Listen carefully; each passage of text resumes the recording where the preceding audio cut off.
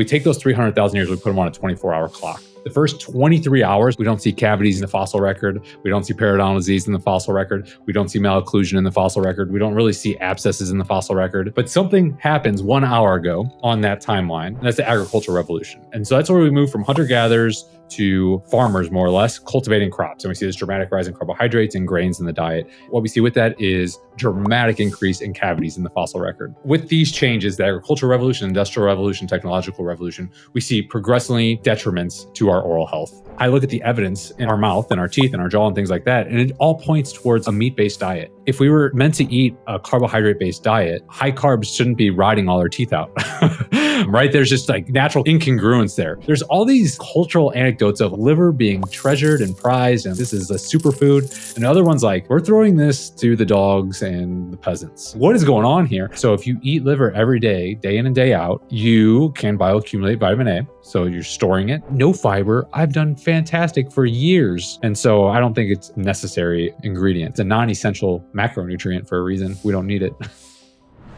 Kevin, as a dentist, what does it look like to eat for optimal oral health? Well, I appreciate the question because a lot of times, if I'm on a podcast, I'll ask questions about, what kind of toothpaste should you use? What kind of toothbrush, mouthwash, all this stuff. And I'm like, my focus is like, that stuff's important, kind of like the icing on the cake layer. But like, I like to focus on like the cake, the prevention. Like, why do we need, all these procedures and things like that? And at the core is diet. And so for the mouth, I think it's key to understand what causes like oral decay. So you can kind of back your way into or oral health problems in general, not only cavities, and then back your way into the answer instead of just taking my word for it. So we know like it's not disputed how cavities, happen. Bacteria in the mouth ferment carbohydrates, fermentable carbohydrates into acids that eat holes through your enamel and cause cavities. So it doesn't happen with proteins, doesn't happen with fats. It only happens with carbohydrates, fermentable carbohydrates. And it's the worst with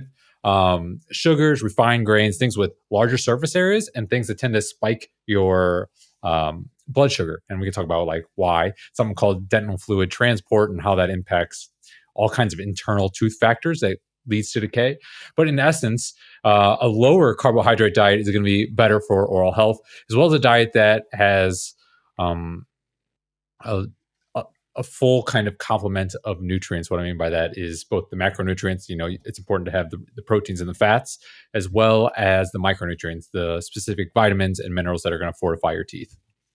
You mentioned there talking about carbohydrates and these bacteria in the mouth, they ferment them, creates acid that erodes the teeth. The way I understand it, there's two different ways to create acidity in the mouth. That's one of them. And then if we're having something acidic in and of itself, we can kind of hijack and skip that step of the bacteria fermenting. Is that correct? That's correct. So basically one of the worst things you can do for your teeth is drink sugar, regular sodas. And so sodas they have phosphoric acid. Other drinks have like citric acid. These like you said, it's acid inherent in the consumption of the food itself. Which will drop the pH of the mouth, would make it more acidic and make it more prone to cavities. But these sugar drinks also have the sugar, which is going to be fermented into acids. And then lastly, when you're drinking like a drink, you're not chewing, and chewing stimulates saliva, which helps buffer these acids. So when you're drinking like sugar drinks, it's basically the worst of all possible situations for your teeth. You shared a term there early on that I hadn't heard of before, dentin fluid transport. Talk about what that is. Something called dentin fluid flow. So the way to think about this is, well, the gist of it and how it kind of leads to cavities. When you spike your blood sugar, a hormonal system has to cause the parotid gland to work appropriately, as well as this fluid flow through your teeth.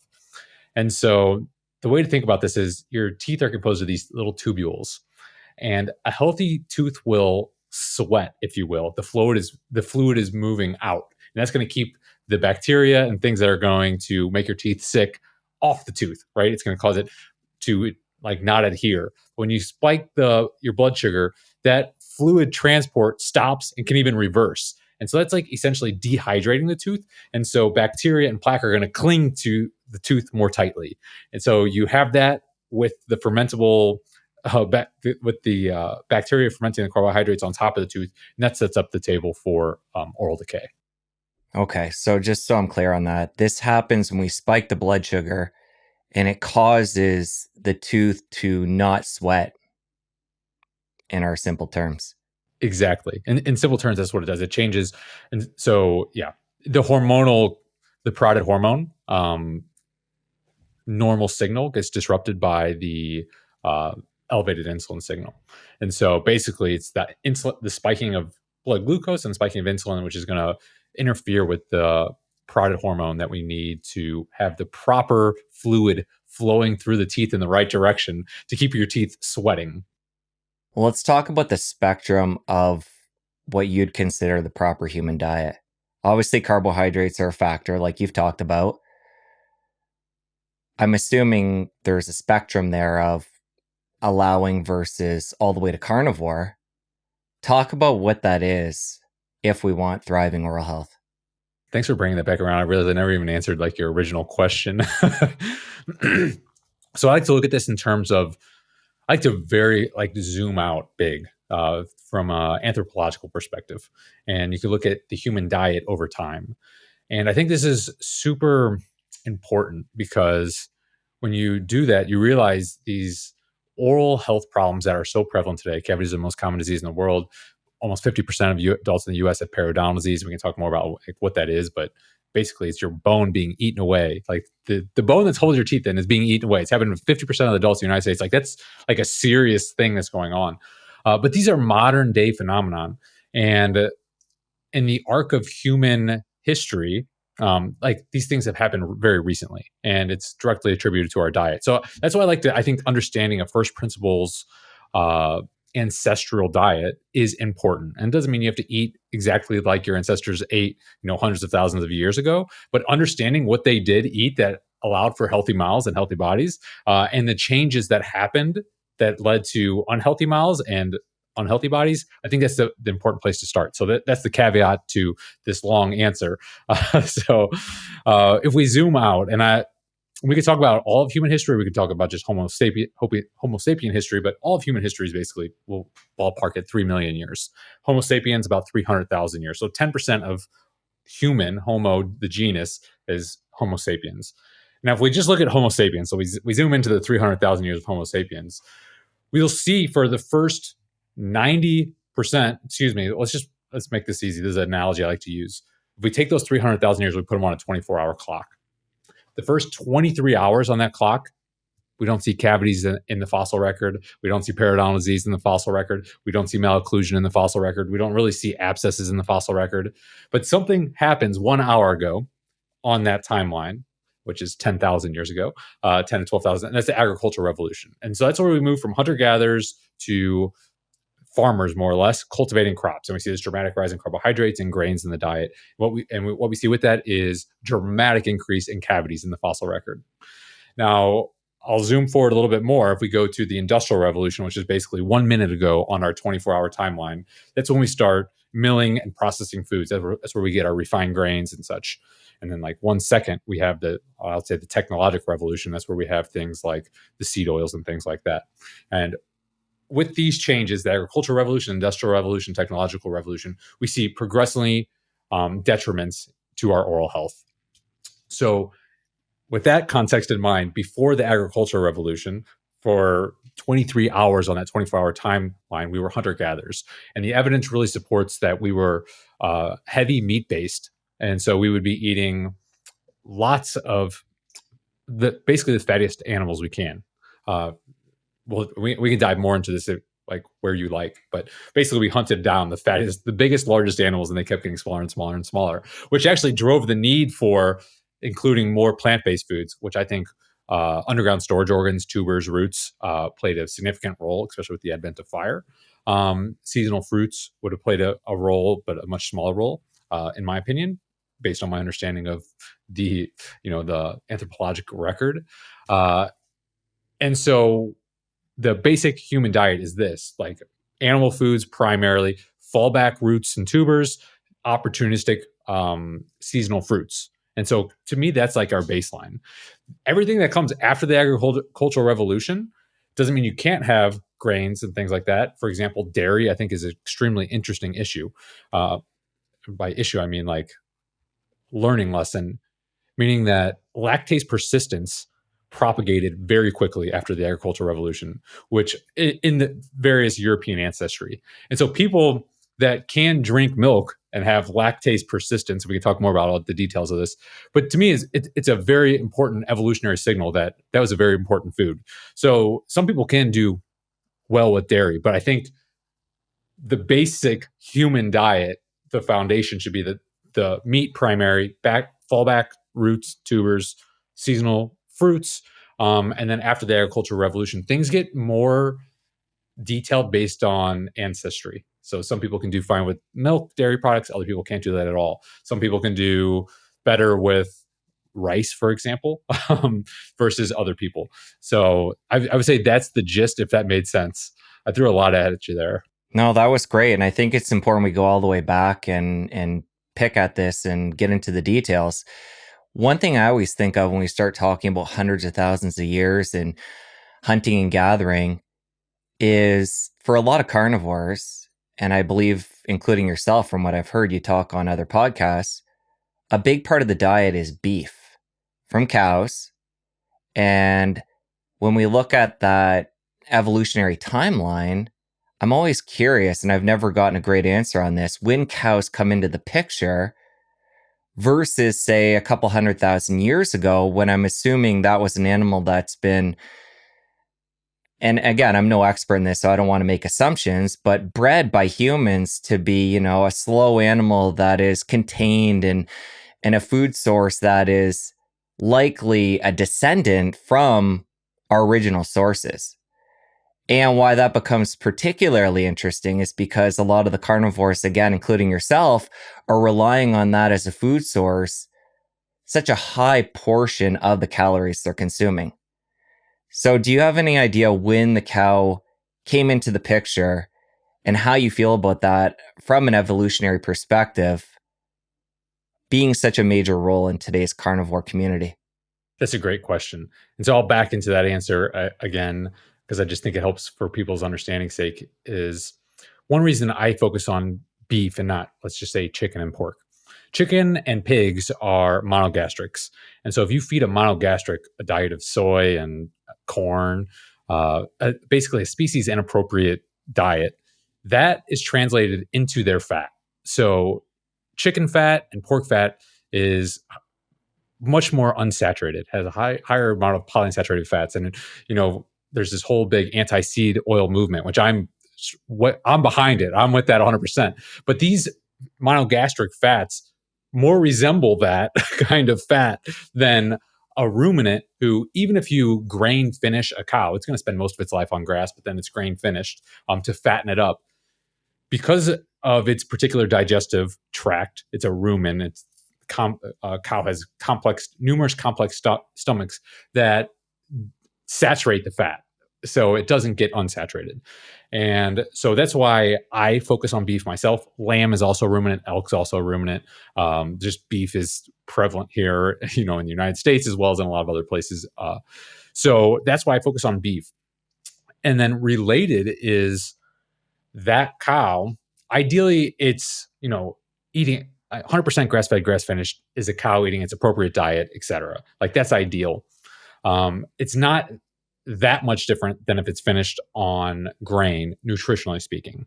There is some differences, but it's not like black and white. It's not nearly the significance of the monogastrics.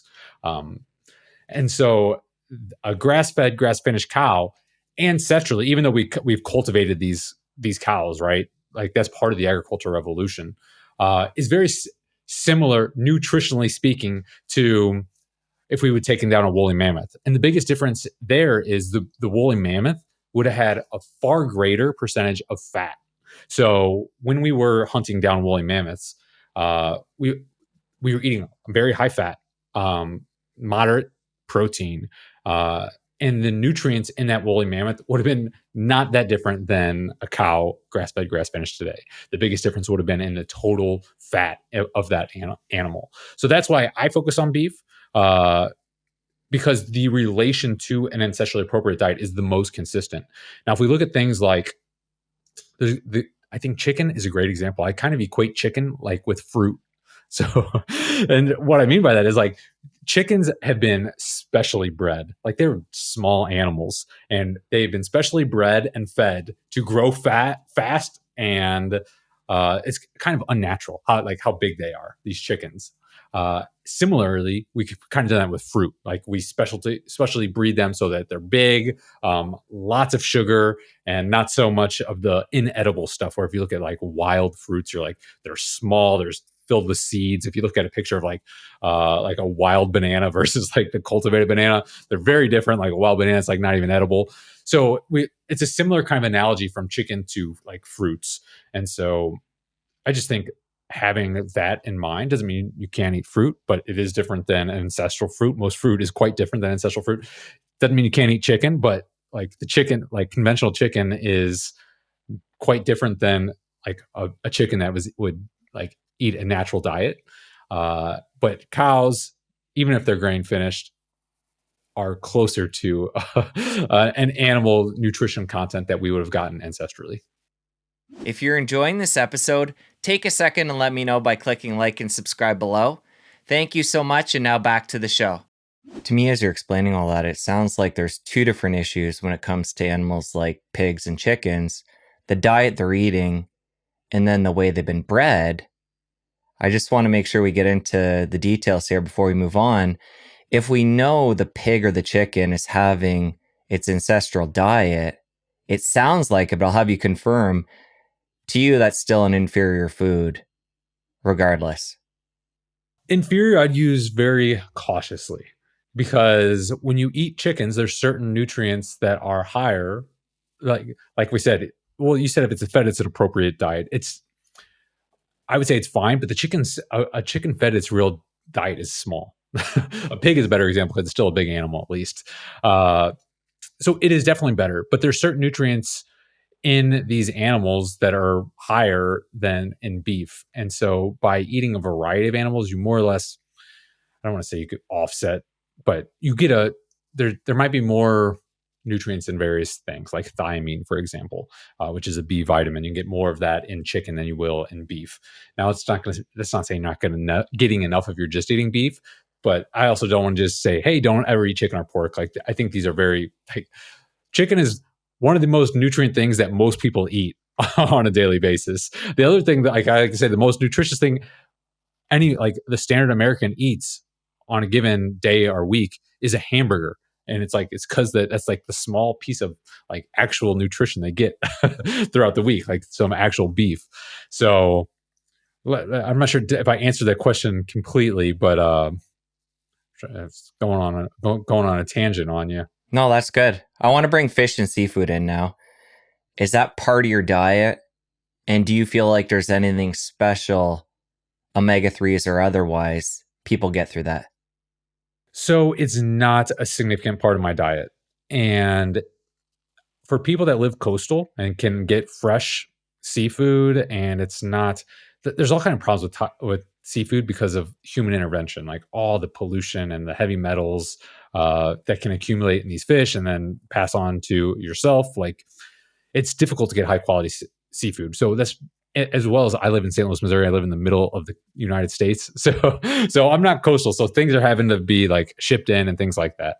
So it's not a big part of my diet. It can be a significant part of someone's diet and they can do great, but I think sourcing it plays a big role.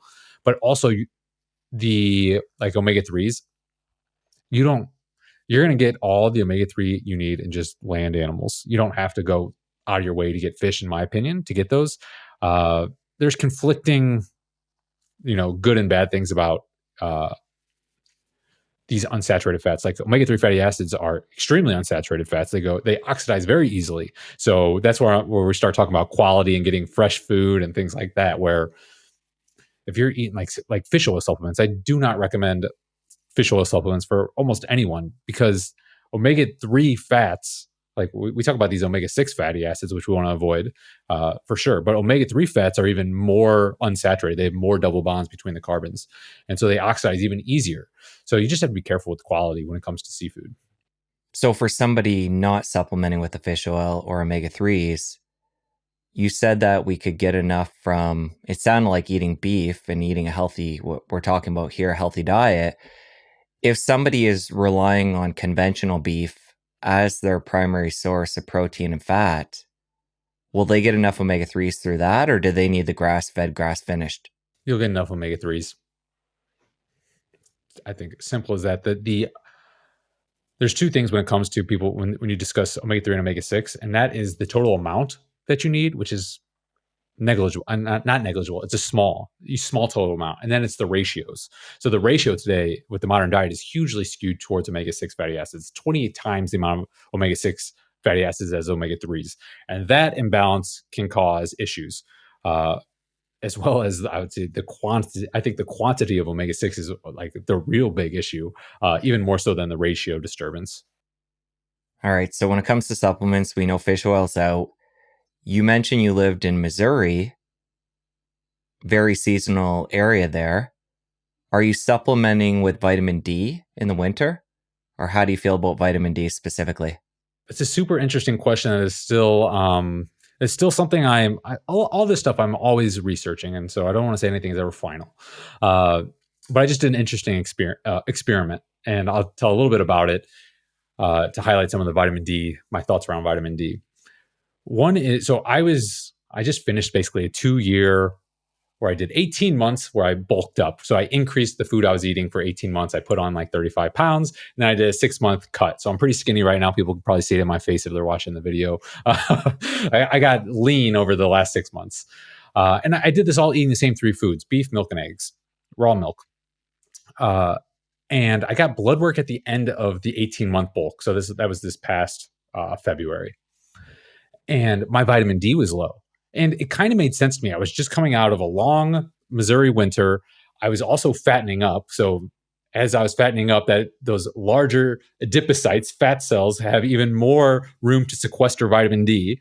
And so it kind of made sense that my vitamin D was low. And I hypothesized at the time, I was like, I'm about to do a 6-month cut. So we're going into the St. Louis summer. I'm going to lose the fat. And I think that alone is going to bring my vitamin D back up.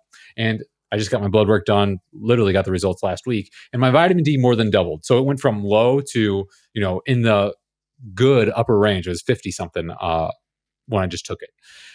And so it brought the question of, there's a few interesting things. One is, I think the seasonality of lower vitamin D to higher vitamin D is probably physiological norm. I wouldn't worry about vitamin D dropping a little bit in the winter months and then rising in the summer months. I would worry if like someone doesn't ever get out in the sun. And it's like, so you go through a winter, your vitamin D is low, but in the summer, you don't intentionally get out in the sun and get your vitamin D up, or if you have excess body fat, things like that, then I would really worry about it.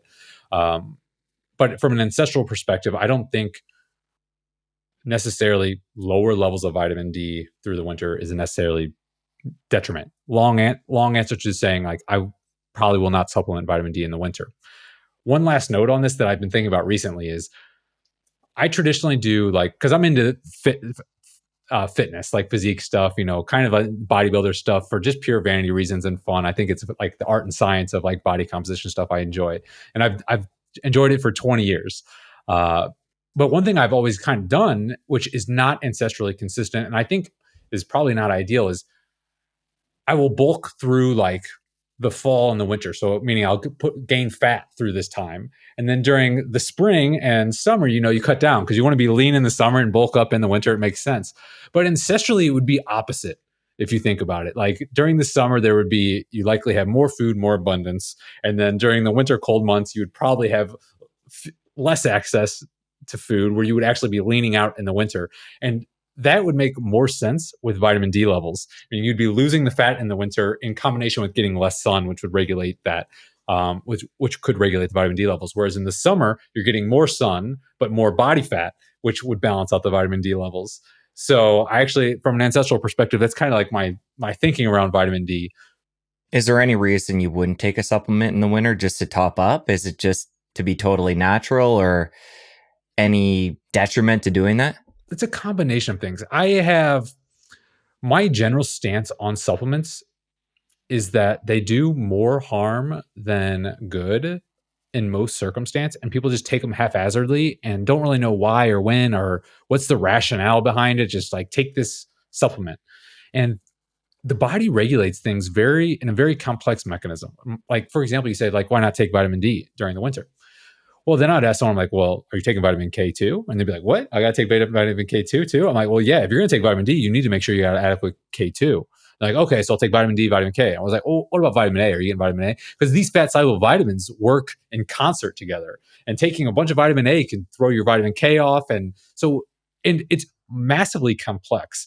And I've written up on vitamin D before where I give my recommendations. If you're taking this much vitamin D, I would take this much K2, and you want to make sure you're getting this much vitamin A, but also like that's my best guess from the research I've done. The body is extremely complex, and it's not just these three fat soluble vitamins. It's also minerals at play and a whole bunch of other stuff.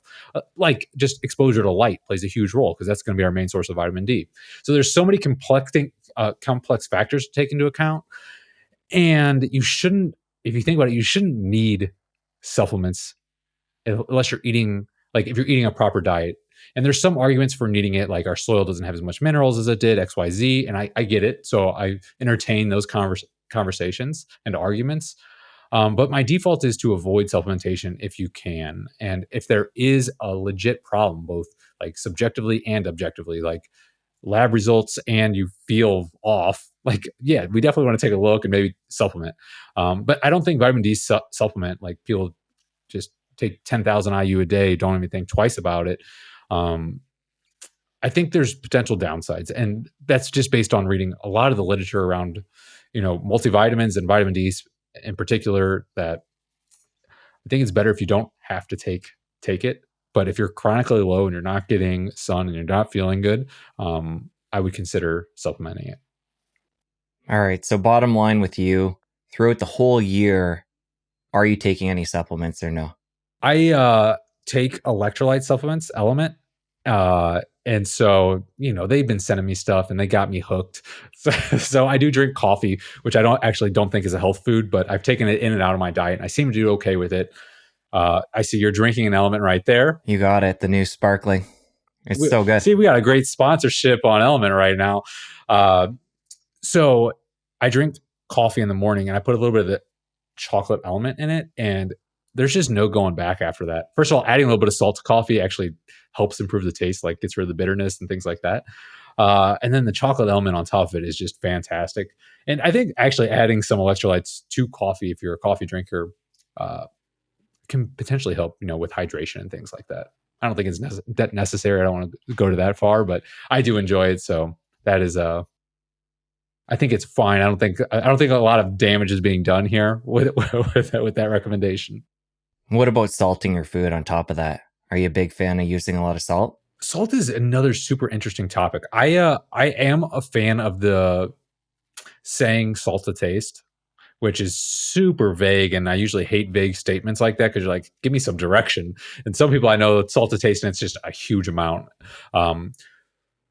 But my experience, especially with carnivore experiences early on, getting that salt and those extra electrolytes helps with kind of the electrolyte balancing early on. I've noticed myself and with just so many people, as they've gone carnivore longer, the salt intake tends to decrease. I also see like how much they cook their meat tends to decrease as well. Like people tend to like their steak more and more rare, less and less salt. Like it's basically like, hey, I'm just ready to eat it right off the cow. So with the salt, with as far as sodium, the research I've done, it seems to exist on like a J curve where like if you're not getting any sodium, it's obviously not good. You need sodium. But if you're getting huge amounts of sodium, it's also not good. But there's a pretty wide standard deviation that seems to be like the body's going to regulate it pretty well at the level of the kidneys. So salt to taste, I recommend airing a little bit on the aggressive side earlier in the carnivore, maybe a little bit less aggressive later on in carnivore. And other macronutrients, I think, will alter the amount of sodium you need. For example, the more carbohydrates you have, I think probably the more salt you will need in your diet. What about other spices? When you're cooking up your steak, are you putting any spices on there? Cutting up some jalapeno, putting it on top like Joe Rogan does? You mentioned that experiment of 18 months, I think it was, eggs, beef, and dairy, raw dairy. I just really want to get into the details here. You're having element, you're salting to taste. Anything else going on your food at all? So no to the spices, which is interesting. Before carnivore 10 years ago, I loved like all the different spicy mustards and I was a spice person. I don't even like the smell of spices anymore. The more plain it is, the more I enjoy it. Like just salt.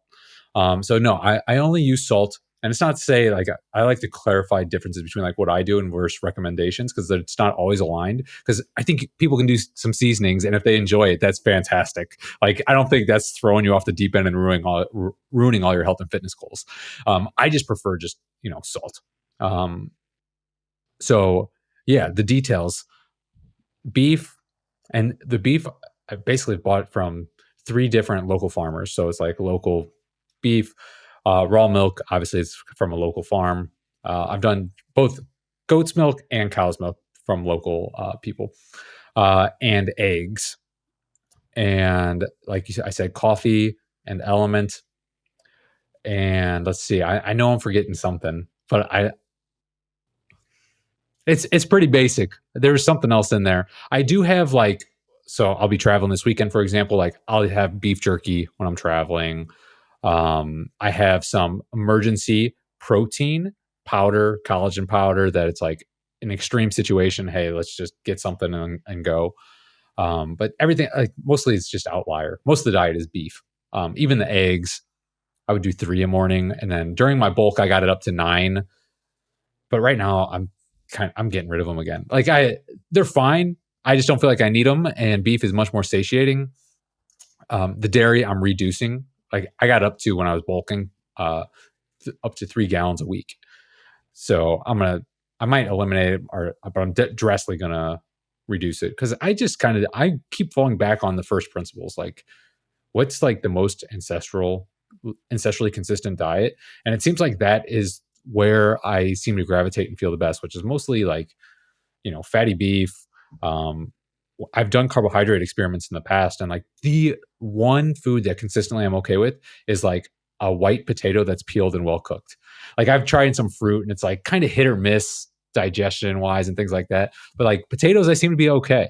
So, and I would argue that's like the most consistent kind of ancestral human diet is meat, potatoes.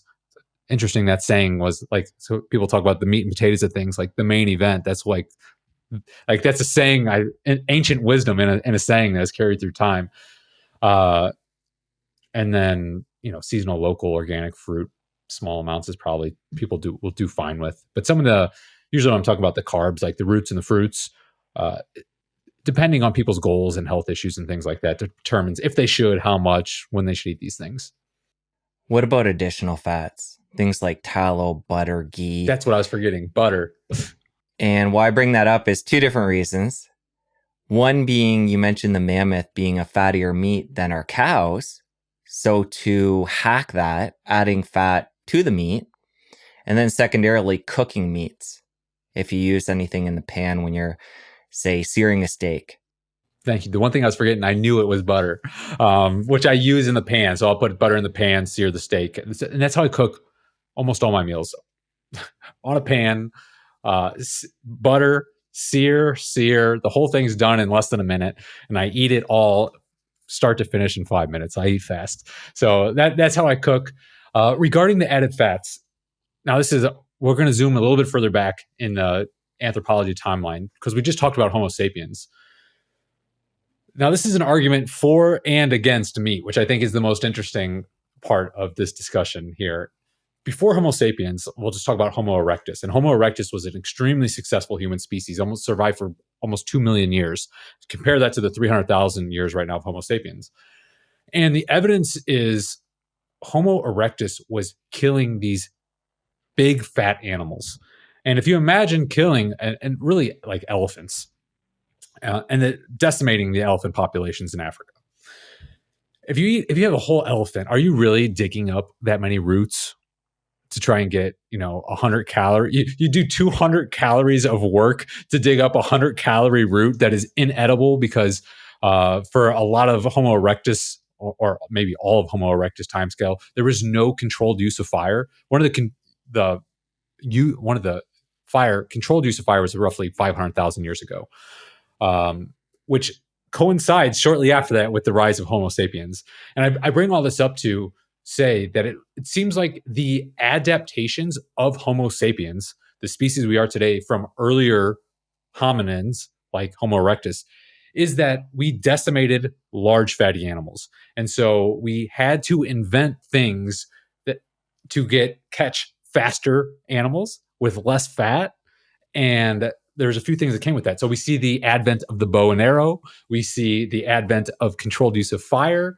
And we see various things that show that humans had to rely a little bit more on plant-based foods, notably these potatoes, these underground storage organs, which are interesting if you think about it. Like the competition for fruits with other animals is pretty intense. The competition for underground storage organs is not intense because like we're the only ones digging those things up. And so we basically would have a monopoly on those where we wouldn't have a monopoly on fruits.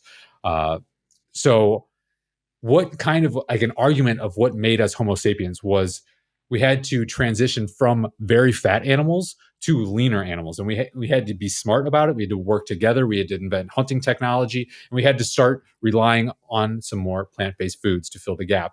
And the reason we had to do this, because if you catch a small animal with less fat, there is a protein ceiling. Like we can only eat so much protein before we get sick because protein has nitrogen. We have to get rid of the nitrogen or it becomes toxic through the urea cycle. There's only so much nitrogen protein that we can eat before getting protein poisoning. So we need either fat or carbohydrates. And since we decimated the fat animals, we had to learn how to catch the smaller animals, but then we also needed more energy sources, which kind of pushed us towards some of those underground storage organs. So to your question is about adding fats. Well, I would say yes, you can, meaning that kind of leans more towards pre-Homo sapiens, where you're having a grass-fed steak, which is a leaner steak. And if you want to get that to be like an elephant, you got to add tallow to it, or you got to pull from the roots, eat a potato with it. So I think both are viable options depending on, one's health and goals and ancestry. Which one is better? Tying to this theme of our evolution and going way back, one of the arguments you often hear from vegans or the plant-based world is the anatomy of our jaw and teeth.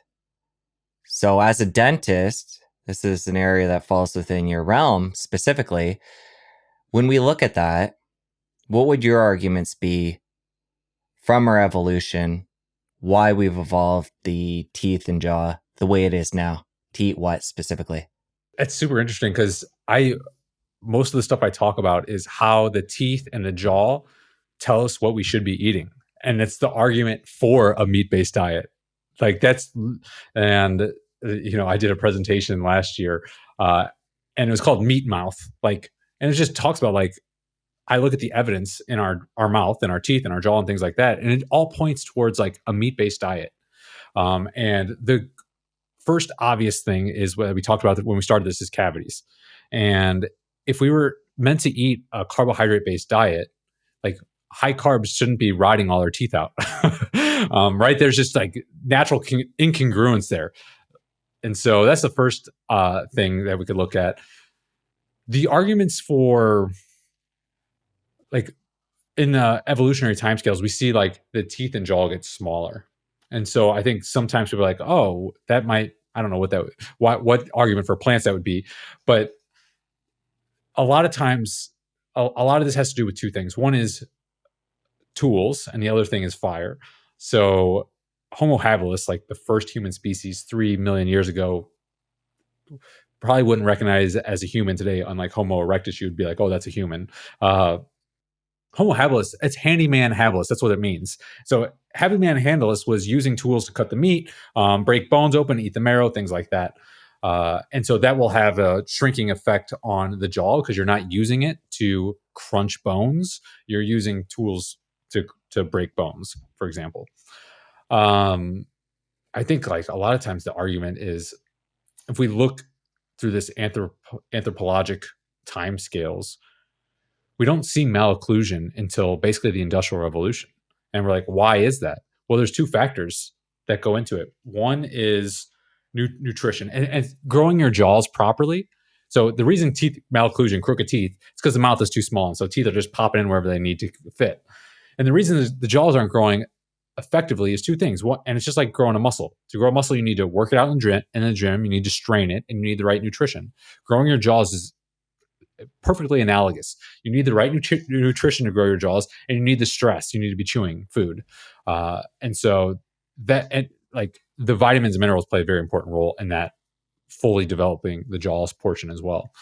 So I think we can go on and on about various pieces of evidence that point to the mouth and jaws and teeth pointing to meat-based diet and not, I don't know, whatever they would argue, plants of some kind, nuts, seeds. It's funny how that can be spun either way depending on your side.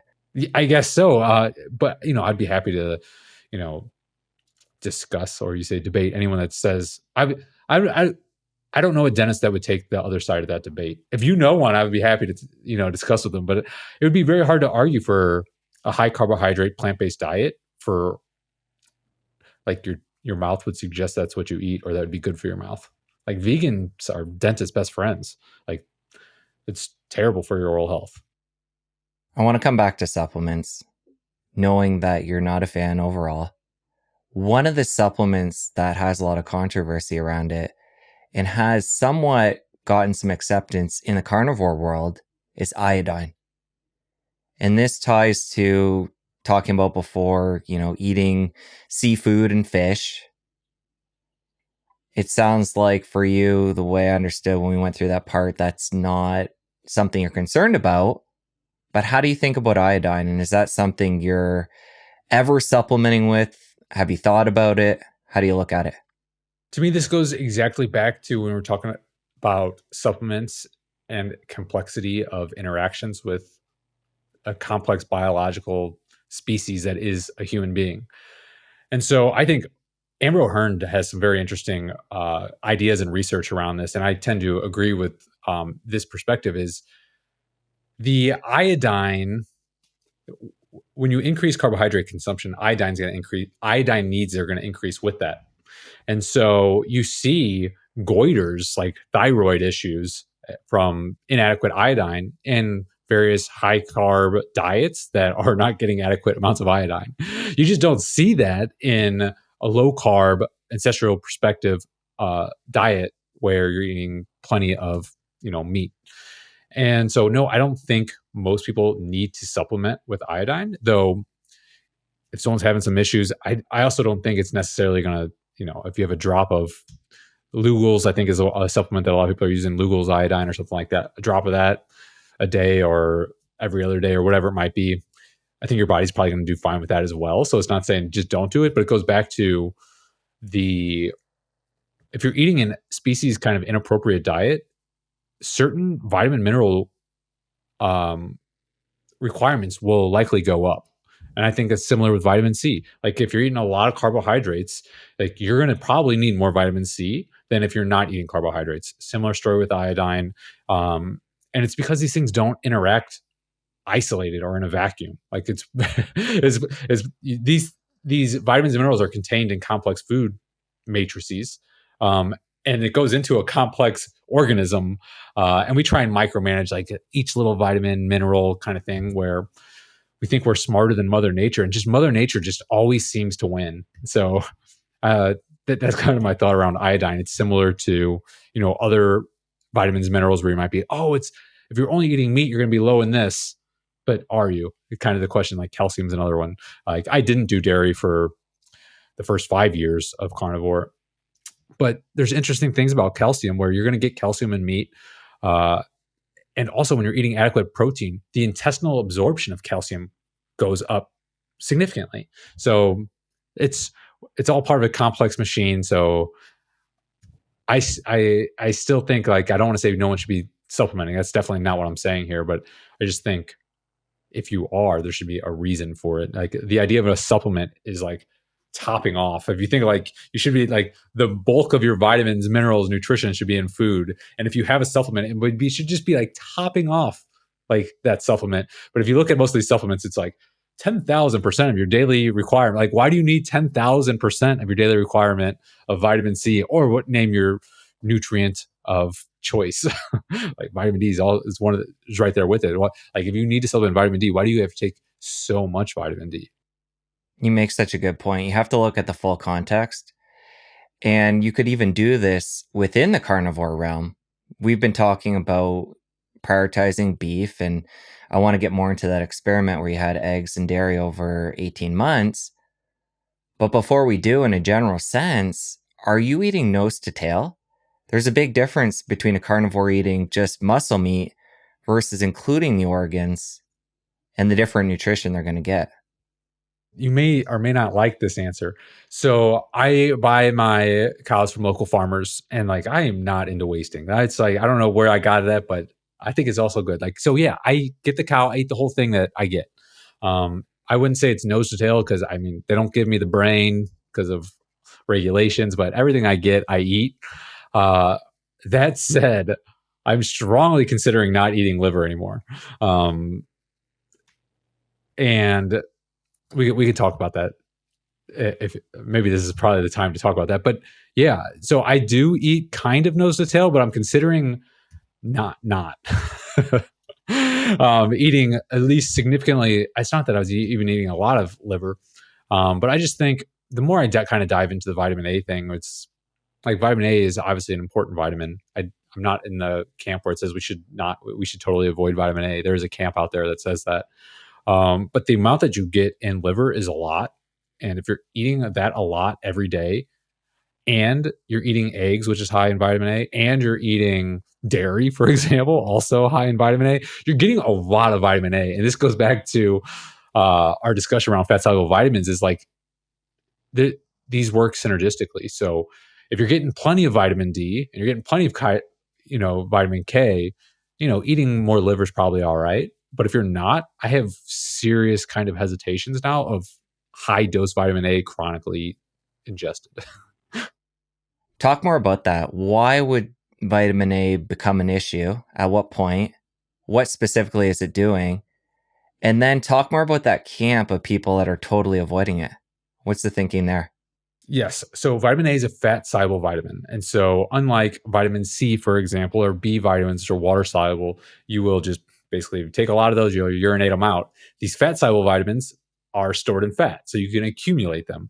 And so, and this is why the question about vitamin D, I'm hesitant when people are taking huge doses of vitamin D for long periods of time. It's a fat soluble vitamin, so it can bioaccumulate.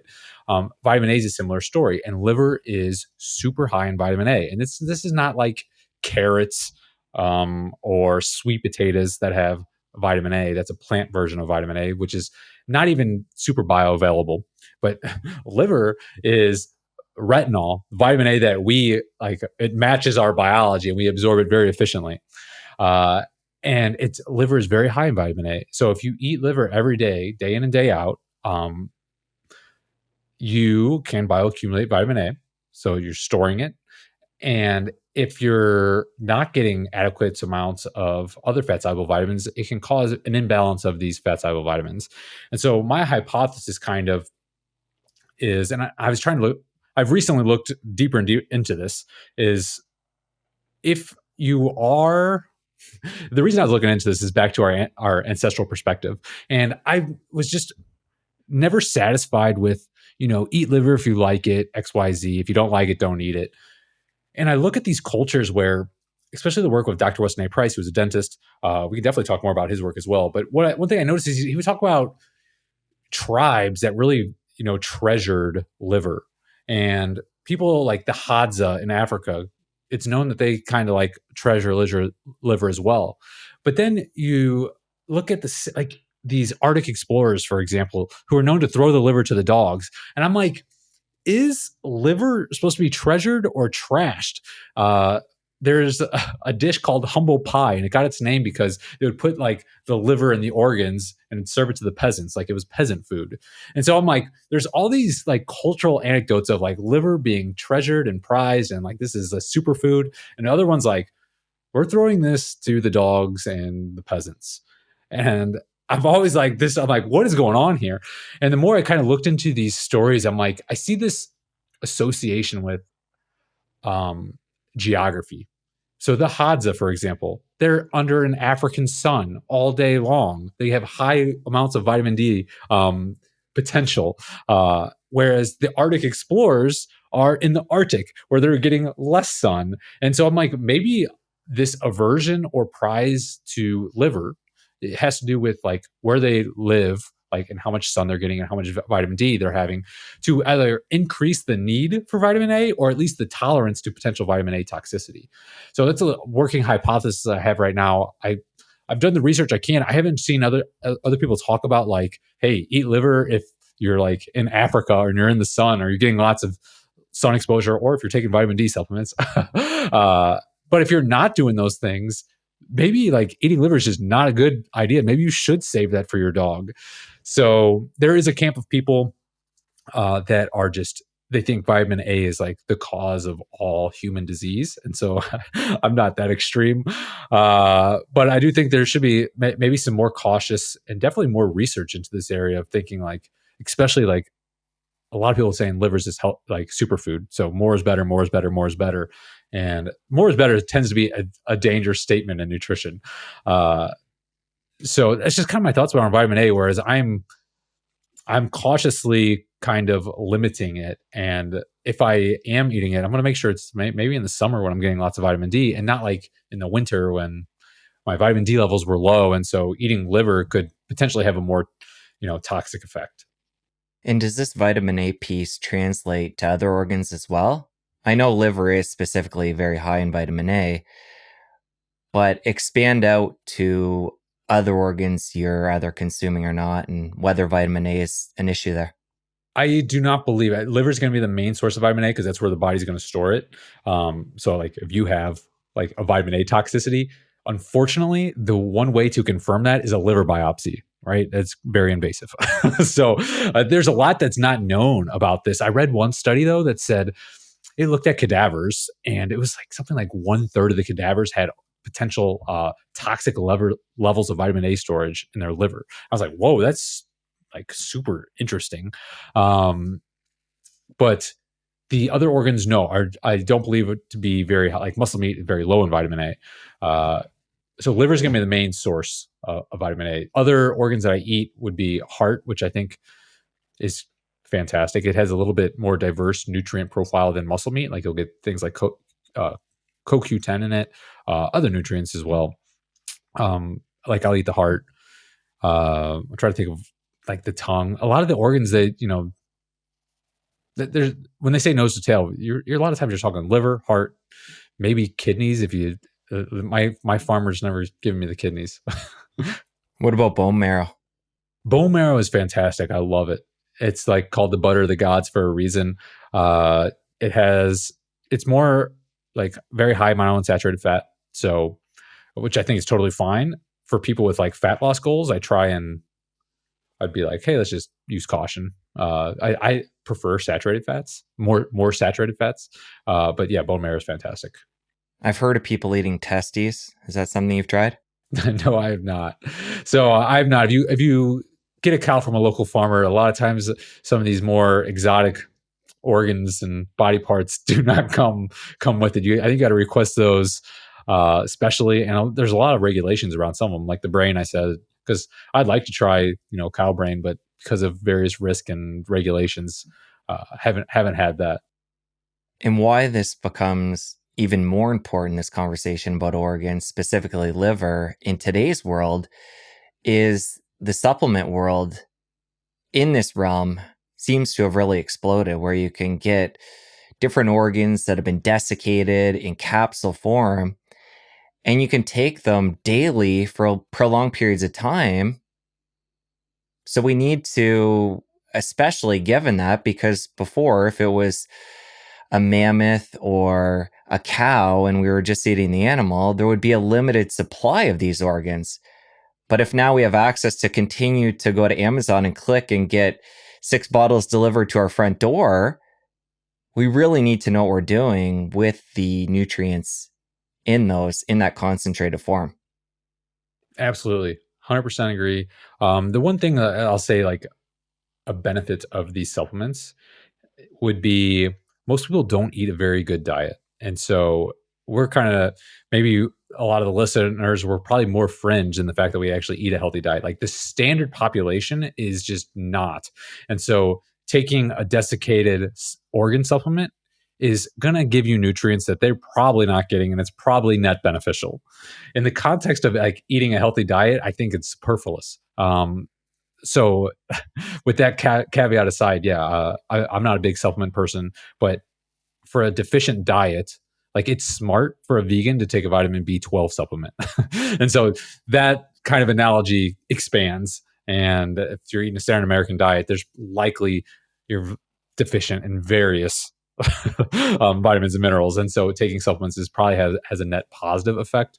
Although the research on multivitamins is woefully, um, how do I say, terrible. Like when it comes to mortality risk, it's like you take a vitamin, it doesn't help. Extrapolating off your point there about B12 and a vegan, and even the organ capsules in somebody that's eating a more standard diet, I've heard you talk about the fact that creatine can be helpful for people if they're on a more standard diet. But somebody like you that's taking in large amounts of beef is going to likely hit that 5-gram threshold, which is commonly supplemented by people that take that. So just to throw that out there and tie that in, for somebody who wants the cognitive benefits or the muscle building benefits, creatine again can be something to look at depending on what your diet is. 100%. Creatine is one of those, it's like the most researched supplement that continuously, that actually shows benefits cognitively, physically, and it seems to be very safe. And to me, a lot of this research is actually just basically screaming out loud, like this is like, 'cause like the best source of creatine is going to be red meat, and it's the research is showing how beneficial creatine is. It's essentially saying like this is how much you are under eating meat. And if you saturate your creatine stores with red meat, that's probably the amount you need. 1 to 2 pounds for, the average adult, and you're going to get close to maximizing your creatine stores. And so you're not going to need a supplement. So the supplement's not going to give those benefits. But that research to me is just so profound because it's like one thing that almost most people agree on now. Like it's consensus. That's a dangerous word in health and nutrition, but it's almost consensus around even warring parties that like, yeah, this creatine is beneficial. It is safe. Uh, and to me, the whole thing is like saying like, yeah, you get those benefits. You need to eat this much meat. Like it's telling you that in the research more or less. I want to come back to your experiment you did there for a year and a half. Eggs, dairy, 2 years, okay, and beef. You mentioned, I think you gained 30 pounds.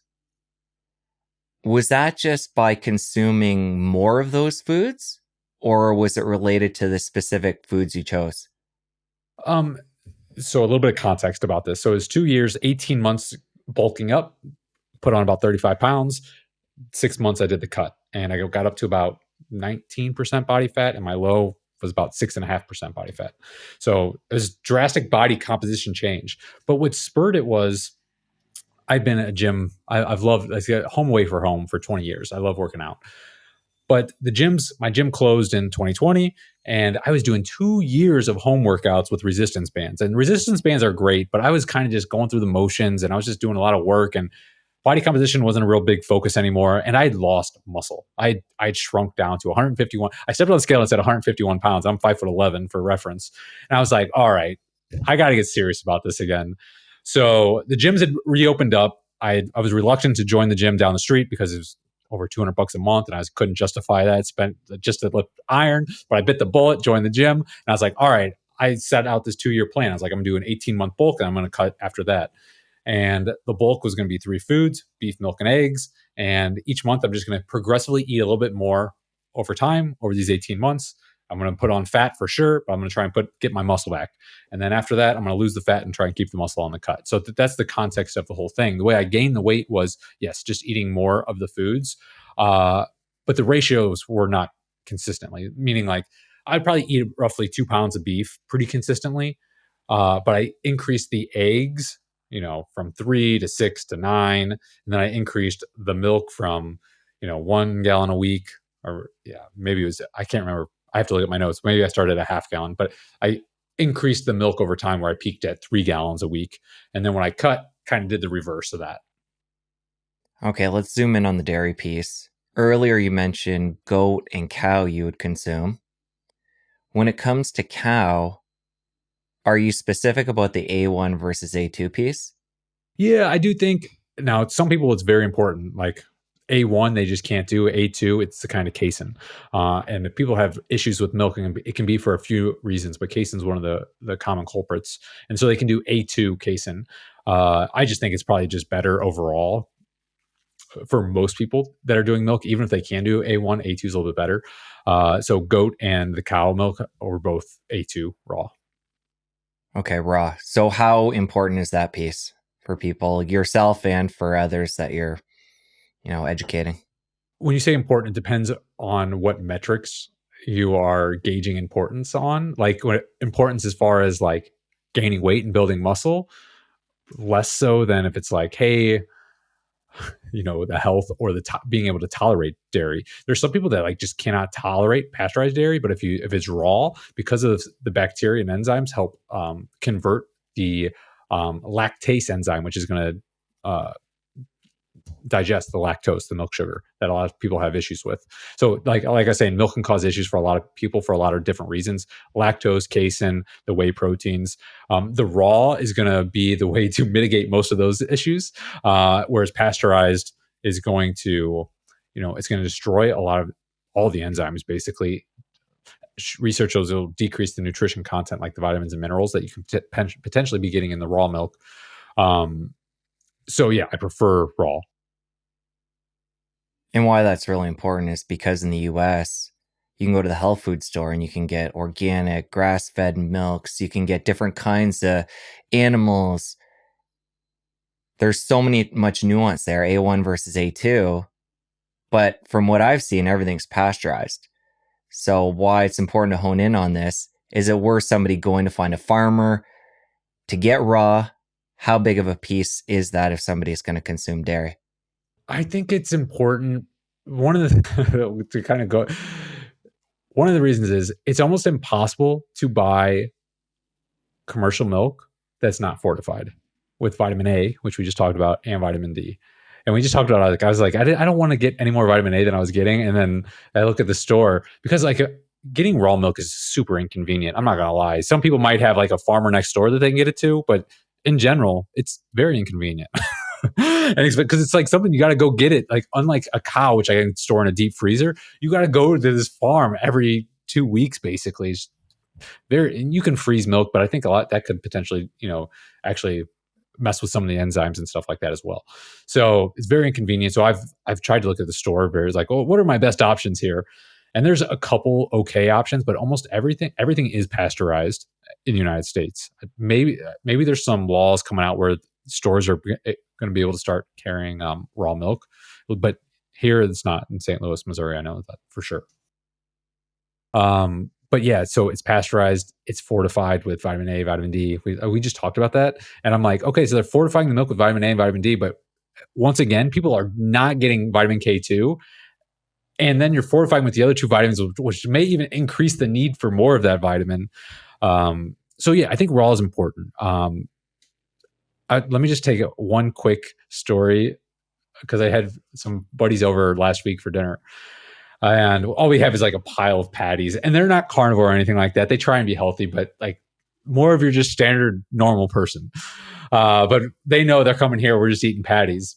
But my one friend drinks 4 gallons of milk a week, pasteurized skim milk, and he's done it for 20 years, and he's exceedingly healthy. Like I'm just like, so I don't want to say it's going to kill you because he's done it for 20 years, and that's a single anecdote, but it's just an interesting aside. What about fermented dairy? Fermented dairy Something tends to be you better. can get at the health food store, yogurt, kefir, or actually taking that raw milk that you're getting from the farm and fermenting it. So I don't ever ferment it myself, but at the farm that I'll buy for, they'll ferment some, make some kefir. It's great. I don't think it's necessary for health goals, but potentially for people that have some gut issues, it can be, your probiotic potentially helpful there.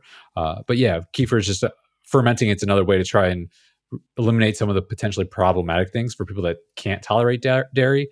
Although I'll say, like, if you can't tolerate raw milk, I just don't think you should be doing much dairy outside of maybe some butter or cream, where like most of the other compounds besides the dairy fat are eliminated. And so, to me, it goes back to kind of the ancestral perspective, where lactase persistence, the enzyme that digests lactose, um, really propagated rapidly in evolutionary timescales among European populations. It, to me, just signals how critical dairy was, um, after the during this agricultural revolution period. Like it wouldn't have done that unless it was a substantial survival advantage. And so, for those people that do have lactase persistence, it's a good sign that your ancestors for the last 10,000 years may have relied heavily on dairy. So you are more predisposed to being able to consume dairy, and maybe even you should. There's potentially an argument there that you should eat some dairy. But for those that are not tolerant, like most Asian population is lactose intolerant, they don't have this lactase persistence. Instead of fermenting dairy, or trying to find the right A2 raw brand, and I'm just like, you probably just shouldn't consume it. Expanding out from the fermented piece, the microbiome as a whole, I want to zone in there for a few minutes. Obviously, by the way you answered that question, you're not concerned about getting fermented foods to build up the microbiome. And given what you're eating, you're not concerned about bringing in plant material and fiber to build up the microbiome. So talk about how you look at that. I'm assuming it's eat the limited foods you're eating and that takes care of itself kind of thing. But I'll have you expand on that. Sure. So microbiome is very complex topic. We can talk about it in two places. One is like the oral microbiome. So a lot of people just think of the gut, like the microbiome basically in the large intestines, very important aspect of human health. But it starts here in the mouth. And so we think about like what's going to cause a healthy oral microbiome or an unhealthy oral microbiome. And there's two things that will definitely cause an unhealthy oral microbiome. Lots of carbohydrates and the sugars, and basically what we talked about, that's basically feeding the quote unquote bad bacteria, and mouth breathing, which will dry out the mouth, lead to dysbiosis, and kind of the balancing of the microbiome becomes imbalanced in a bad way. So with regards to the oral microbiome, diet plays a primary role. And so what creates a healthy oral microbiome, you would think, like, or an unhealthy oral microbiome, like it should be consistent with the biome that continues, down into the gut. And so I'm not saying, I think some people that consume fiber, it can be helpful. It can help with their bowels and things like that. But I don't think like trying to do like a super high fiber diet. I don't think there's like any kind of special recipe there. The one thing that seems to be clear in the microbiome discussions is that it's very adaptive. And so if you're eating a bad diet, it's going to adapt to that and try and do the best it can. If you're eating a good diet, it's going to adapt to that. And it's probably able to adapt and deal with a broader range of potential diets than maybe we give it credit for, meaning like it can probably handle some fiber. I don't know about the high fiber. Most people do. It seems like you start escalating fiber, there's a limit there. But like no fiber, I've done fantastic for years. And so I don't think it's necessary ingredient. It's a non-essential macronutrient for a reason. Like we don't need it. I don't want to get too derailed coming into the mouth because I want to finish where we're at and then come back to that at the end. But one piece I'll add while you were discussing carbohydrates and mouth breathing, we can't not talk about mouthwash while we're talking about that and its impact on the oral microbiome. And then that leads to disturbance within NO production and throwing off that whole microbiome. Definitely. So I think 2 out of 3 US adults use an antibacterial, antiseptic mouthwash every day. And so the thought is, hey, we have these bacteria in your mouth that ferment carbohydrates, turn them into acids, eat holes in your teeth, and cause the most common disease in the world. So we need to be using these mouthwashes. Now, that's akin to like, you would never take an antibiotic prophylactically every day. That seems ludicrous, right? Like you need those gut those microorganisms microorganisms in your gut, right? But when it comes to the mouth, it's like, oh no, it's fine. Let's just kill all those. But they do play a very important role. You mentioned one of the most important roles. I mean, they play an important role in keeping your teeth healthy, mineral exchange, but nitric oxide production, which is super important because about 50% of all the nitric oxide production, I believe, in the body stems from the oral cavity. So if you're just nuking these bacteria, you're not creating the nitric oxide. And the nitric oxide has this very important role in vasodilation, basically regulating blood flow dynamics. And you can see people that have acute rises in blood pressure because they're using antiseptic mouthwash. They're killing the bacteria that's responsible for helping vasodilate the blood vessels. And so when you kill those, you don't get the vasodilation, you have vasoconstriction, you get high blood pressure. So when it comes to everything from high blood pressure, erectile dysfunction, any of these issues that have to do with blood flow dynamics like cardiovascular disease, nitric oxide is very important. And so just nuking those bacteria is not a good idea. Coming back to the 2-year experiment and beyond, we've talked a lot about what you ate. Let's talk about eating window and fasting. And is that something you incorporate during that 2 years and beyond? So when we talk, the short answer is no. I did not. I've done fasting in the past. And I think this topic comes down a lot to someone's goals. Like if you have body composition goals, whether it's to lose fat or build muscle, fasting can have a role when it comes to fat loss. But I tend to think it's more detrimental. Like people tend to do better eating 2 to 3 meals versus 1 meal a day. 1 meal a day, you're trying to shove a lot of nutrition into your mouth at one time. And then a lot of times that'll be like midday, like 2 p.m. For a lot of people, do something like, hey, I'm going to fast till I can't fast any longer. Then you eat a huge meal, and that's going to trigger a massive parasympathetic, like rest and digest. So I hope you don't have anything like work plan the rest of the day. So when it comes to actually like the logistics of it, like you just want to take a nap after that. Well, so like you have to like basically fast till dinner, and then it can work logistically. But when it comes to body composition, I'm really not a fan because there's 2 parts to it. One is when you're losing fat, the risk is losing muscle, right? Because the kind of metabolism is more or less in catabolism. Catabolism is the breakdown mode, and then anabolism is the buildup mode. So catabolism will break down fat, but it'll break down muscle too. Anabolism will build up muscle, but it will build up fat too. And so when you have body composition goals, we want to be like, hey, we want to build muscle, we want to lose fat, but how do we not lose muscle? And the other contra one that goes with that. And basically, what's going to help us is consistent kind of muscle protein synthesis. And so eating 3 meals with protein boluses in it will stimulate muscle protein synthesis, which tends to go on this bell curve arc of 3 to 4 hours. So traditionally, bodybuilders they weren't dumb. Some of this is like was considered bro science, but they figured it out like through just doing it, where they're like, hey, if I eat every 3 to 4 hours, I build more muscle, XYZ.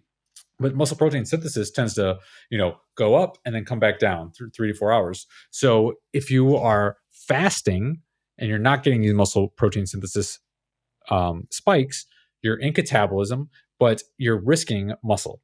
Now, the risk is much greater the leaner you get. So if someone's 35% body fat, they can fast and not really worry too much about losing muscle. Someone that's 15% body fat and they want to get to 10%, fasting is going to really put that muscle at risk. And so one way to keep the muscle from the body breaking down fat with not breaking down muscle is to have those protein boluses throughout the day to stimulate muscle protein synthesis. That way you stimulate muscle protein synthesis. So, and even though you're overall in a metabolism, meaning like breaking down energy deficit, you're giving the body reason to keep the muscle. And when you're trying to hit a certain threshold with that protein bolus to stimulate MPS, what is the number of grams of protein you're looking to hit? Roughly 30 grams for men, slightly less for women. My general rule of thumb, just for like men and women, and this is overly simplistic, but sometimes overly simplistic is good, is like men should like if you're doing 3 meals a day, shoot for 50 grams of protein each meal. That's a half a pound of beef each meal. Like if men shoot for that, women a little bit less, 30 grams of protein each meal. Uh, you got a great baseline to your start to your diet, to hitting your protein needs, to getting tons of nutrition. And even if you're throwing fluff junk on top of that, you at least got a solid foundation. So for a lot of people, I'm like, why not start there? Why not eat a half a pound of beef 3 times a day? Uh, do nothing else. Just do that. And a lot of people just see like easy kind of results because they're getting real nutrition, they're satiated, and it sets them up like on a positive spiral. Especially if you have a good breakfast, then you're feeling good, you have more energy, and you're like, hey, I'm less likely to eat junk at lunch, so let's do that. Another half pound of beef, and a lot of times it just sets people up on a success spiral. You don't do everything right out of the get-go. A lot of times one good habit can, spiral to success. And that's just one of the easy ones. I got all kinds of like super simple kind of like heuristics, like do this, and then they'll put you on one of these positive spirals. But that's one of them. Well, there was a lot of nuance to what you just explained there. When somebody wants to maintain muscle and change their body composition, in a really simple sense, and obviously you can't give a 100% clear answer. You mentioned the fact that when somebody has extra fat, they're going to be more muscle sparing if they're doing something like fasting. But for somebody who is on the end of the spectrum, type 2 diabetic, extra body fat, a metabolic mess right now, and we want to get them back to being insulin sensitive, healthy body weight, regain their metabolic health. Let's give that example, the detail, in a simple sense, the protocol you put them on to get them there quickest. So a huge part of this is compliance. Any healthcare provider you will talk to will say like that's the number one issue. If it comes to taking a drug, like all you gotta do is take a pill, compliance tends to be bad. So number one thing is gonna be compliance. And this person, if they like eating one meal a day, like, and they're like, hey, I can get behind that by all means. Like I would definitely be like that 100%. So that's where fasting could really be beneficial. I'm like, if they like it, they feel good, they can do it 100%. Dude, don't worry about like the minutia of trying to do bodybuilding type diet and let's do 3 meals and get all the protein right. No, for this kind of person you described, that's where fasting could be beneficial. But what I would prescribe would be more of like an understanding of what their goals are. That's always where you got to start. Like, what are your goals? How long are you okay with it taking? And what are you willing to do? And once you kind of understand these things, then you can make a plan. Like, okay, if you're willing to do anything, okay, let me get that plan out the window for you. But if you're like, hey, I can only take baby steps, which is a lot of times the truth, because I mean, they've gotten to a pretty bad health situation. A lot of times, like just throwing everything at them all at once is a recipe for failure. So a baby step, like I just said, might be one of the things. Like, hey, let's just have beef with 3 meals a day, half a pound of beef, minimum 3 meals a day, and then in 3 months we will do the next step. The first step, I would probably say, let's take out the seed oils too, and do so remove one thing, add one thing, and then maybe stepwise improve the plan. As success comes, because that's one of the things. Like success builds momentum. And a personal example that I just experienced, and I've done this so many times now, is when I'm ever doing fat loss. Like I was up at 19% body fat. And when starting that diet, I'm always like, I just want to just keep building. It's easy. I like eating a lot. It's great. And so starting the diet is like the hardest part. But like once I get going and you start seeing results, it's like, oh man, I can do 20 minutes of cardio too. So then you do 20 minutes of cardio and then you start seeing more results. And you're like, hey, I'm like, so kind of like the dopamine of results kind of spirals on itself, versus if you're like, all right, Kevin, you got to drop your calories to 2000. You got to do an hour of cardio every day. You got to do weights every day. I'd be like, oh my God, that's way too much. I was just used to eating 4,000 calories a day and doing no cardio. So yeah, I like to take a progressive approach with myself. And then I think that's probably what works best with most people as well.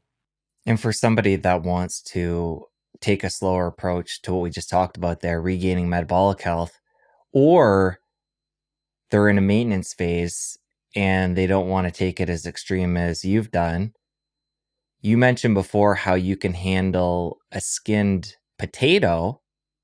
And what I'm getting at here, somebody that's going to include some plants in the realm with, say, a more animal-based diet, what are the safer options to include for a mixed diet? Yep. I kind of think of it on as like a plant pyramid, like a rung approach. On the bottom rung would be um, the roots and tubers. Underground storage organs is what they were traditionally called. I think those are the most ancestrally consistent for the reasons we've discussed, like in this podcast. We would have had a monopoly on those, and as we decimated the large animals, we'd have really probably went towards those. I think seasonal, local fruit, organic, ideally, would be on that bottom rung as well. And then, depending on one's metabolic state, would be potentially some honey. So those are things that most people can eat without like worrying about the plant toxins, and like they're more or less congruent with human biology. Uh, then you got things like on the next rung, which would be more of the traditional green vegetables, which like I never eat. I used to eat them. I would call them like the fillers, like the leaves and the broccoli. And the reason I would eat them is particularly because they don't have much nutrition. And what I mean by that is I can eat a pound of broccoli and it's not going to give you very many calories. And so when it comes to like body composition stuff, you'd be eating like lean chicken breast. You don't want to be starving, so you eat a pound of broccoli. And the pound of broccoli is going to help you on your body composition goals because it's going to fill your stomach up, but it's not giving you lots of energy. So in the context of like human evolution, like we kind of ancestrally been talking about, we would never try and load up on foods that provided little amounts of energy that just load your gut up. But in today's modern world, with someone that's like you just mentioned, the metabolically sick person, that can be beneficial if it keeps them from overeating and helps them with lose fat. So like these had become health foods when really it's like they provide little energy, often low nutrition, usually not super bioavailable nutrition. That's what's in it. So, anyways, that would kind of be on the tier above, where it's like you can eat some of these. It's not really going to do much good for you. Maybe if you're eating a lot of them, it could do bad things like bioaccumulating oxalates and things like that. So that kind of be on the next tier. The third tier would be more of the seeds. And seeds confuse people because people don't know what seeds are. And usually they say seeds, they think like chia seeds, but seeds are the grains. So grains are seeds of grasses, nuts, seeds of trees.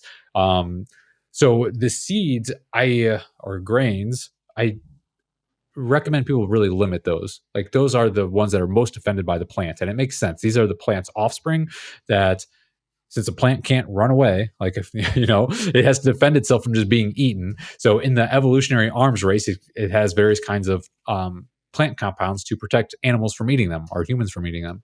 And the grains tend to be, or the grasses and seeds tend to be the seeds tend to be the ones that are most highly defended. So that's the thing. That's wheat, rice. These are, by the way, the most common foods of the diet worldwide. Wheat, rice, corn, three grains that make up over 50% of the calories. You'll get soybeans, which that's also a seed. And then if you throw sugar in there, which is not a seed, but that's like the standard American diet. That's like 70% of what the world eats, but has no congruence with evolutionary history or our biology. Those are the things I'd be like, we want to limit those. So seed oil is also a seed. So the seeds are kind of the third tier. And then I'd say the fourth tier are like things that are just more like more artificial, like things like are made in a lab. And that would be things like, artificial sweeteners, things like that, that are just like, it's not food really. I would put seed oils up in that category. Like those are seeds that are then super processed and industrialized to make them even semi-edible. So yeah, that's kind of how I think about like a plant pyramid from a tiered structure. You shared quite a bit about how you eat and how you think about food. Let's just go right through a typical day and what you might eat. So some of it does depend. Like I do pediatric dentistry on Fridays. And so on a day like that, I'm just giving this as an example because this is the one day of the week where I have a semi-normal life. The rest of my life is atypical. So on that day, like I eat breakfast early because I got to leave for work. On my regular day, I don't. I'll get up, have coffee, and then when I'm hungry, 2 hours later, or an hour and a half later, an hour later, whenever like hunger hits, that's when I'll eat my first meal. But if I'm going to do dentistry and I got to go travel, I got to go to work, I eat breakfast, lunch, and dinner. But the day is, I'll wake up, I'll have the coffee and element, I'll work, I'll eat breakfast, beef mostly. if I'm doing eggs, that's when I'll have eggs. Recently, it's also been a little bit of milk. I will work throughout the morning, and then before lunch, I walk around my neighborhood without a shirt on. It's really weird, but I mention this because I think getting sun exposure is super important. But most people, they go outside, but they're wearing all their clothes. Like they have a very small amount of skin actually like exposed to to the sun. And for someone that's kind of like, pale and white like me, it only takes 15 minutes, 20 minutes out in the sun at noon or around, when the sun's highest. That's when UVB is the highest as well. People will tell you that's bad, but that's when you're going to maximize vitamin D synthesis. So I'll go outside before lunch, 15 minutes, walk around the neighborhood, less than a mile. But I'm going to get that 15, 20 minutes of sun. I'm going to get my blood flowing, and then I eat lunch after that. A lot of people eat after or walk after they eat, which never made sense to me. After you eat, the body goes into parasympathetic, which is rest and digest. So I always like to not walk after I eat. So I walk, then I eat lunch. The most typical thing is beef 3 times a day. So mostly beef for lunch. I'll work out before dinner, which will be at the gym. I do kind of standard resistance training, dinner, beef. And I'm just trying to think if I'm leaving anything out. Some of the details around the meals would be, recently it's been a little bit of milk with each meal, but that's, kind of temporary. Eggs usually only with breakfast, not with other meals. If I were to be eating like the potatoes, like we talked about, like more of like the hyper carnivore, which basically this is what I do recommend most people. I recommend a lot of times people do a 90-day carnivore challenge, then finding their place on the hyper carnivore spectrum, which means 70% of your diets can be animal foods, but 30% can be kind of our lower tier rung plant foods that we just discussed. And if I was going to do that, I would usually I would put the carbs, I would backload them, carb backloading. It's a bodybuilding term, but it just means like after your workout in the evening, you have carbohydrates in that meal. You just deplenish muscle glycogen in the gym. You replenish that glycogen with the most appropriate kind of plant food, which I think, like a steak and potato is a fantastic dinner for most people. So that's it. I go to bed early. I wake up early. I don't know. Did I leave out any details there? Well, I'm just curious, given the amount of beef you eat, are you a big fan of different cuts, different ways of that meat being prepared, like a ground beef versus steak? How do you create diversity? Or do you? Is that important to you? I don't. The diversity comes to me in the form of the cow, meaning like, because I just buy a full cow and I store it in a deep freezer. I'll pull cuts. By the nature of that, about 50% of that is ground beef. So I will say probably 30 to 40% of my diet is ground beef. And I say that because I will go buy some steaks at the store when they're on sale to supplement, so I don't have half my diet ground beef. The diversity comes, sometimes I'll cook ground beef and cook it like as ground beef, but a lot of times I'll just make smash burger patties. Like that way I don't render out so much of the fat.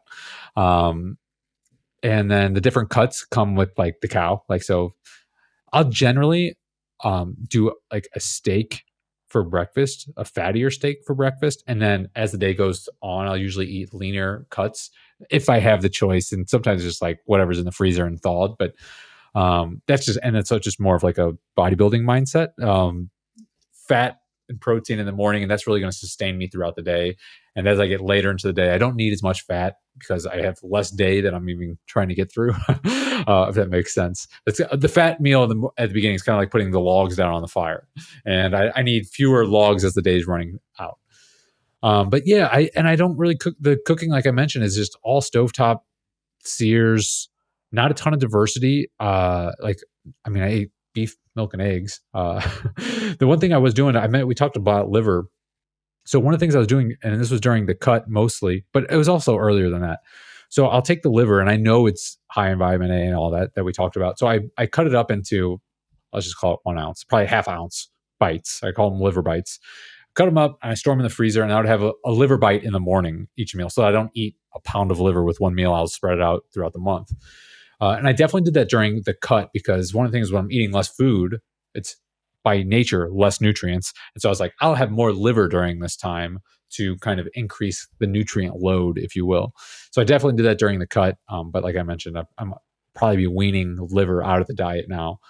But yeah, not a lot of diversity. I know it sounds boring, but I look forward to all my meals. I enjoy all my meals. I have no like cravings of things that are like I don't see meals and I'm like, oh man, I wish I could eat that. uh, on special occasions, this is like kind of maybe the last detail regarding that would be like ice cream. I think I love ice cream.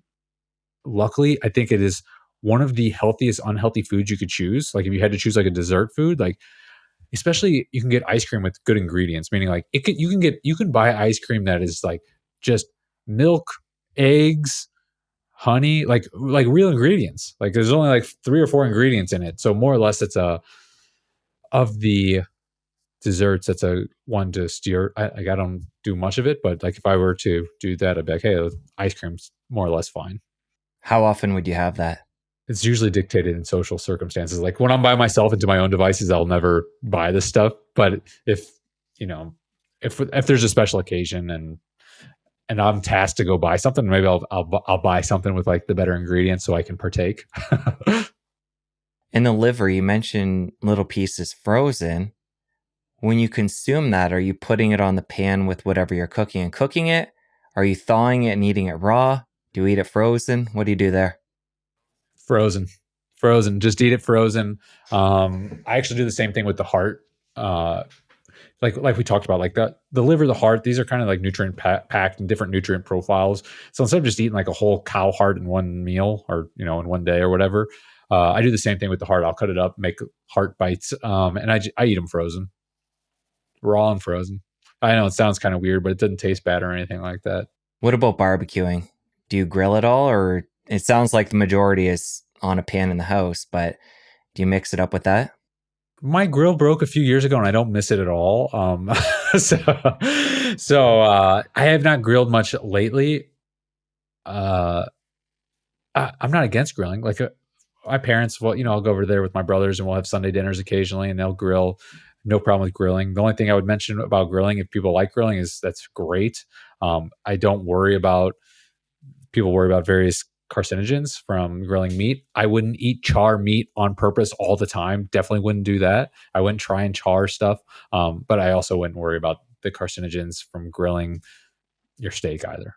So when it comes to that smash burger you talked about, you would just put butter in the pan, ground beef, kind of form it into a patty, maybe add a bit of sea salt, and that's it? So I will.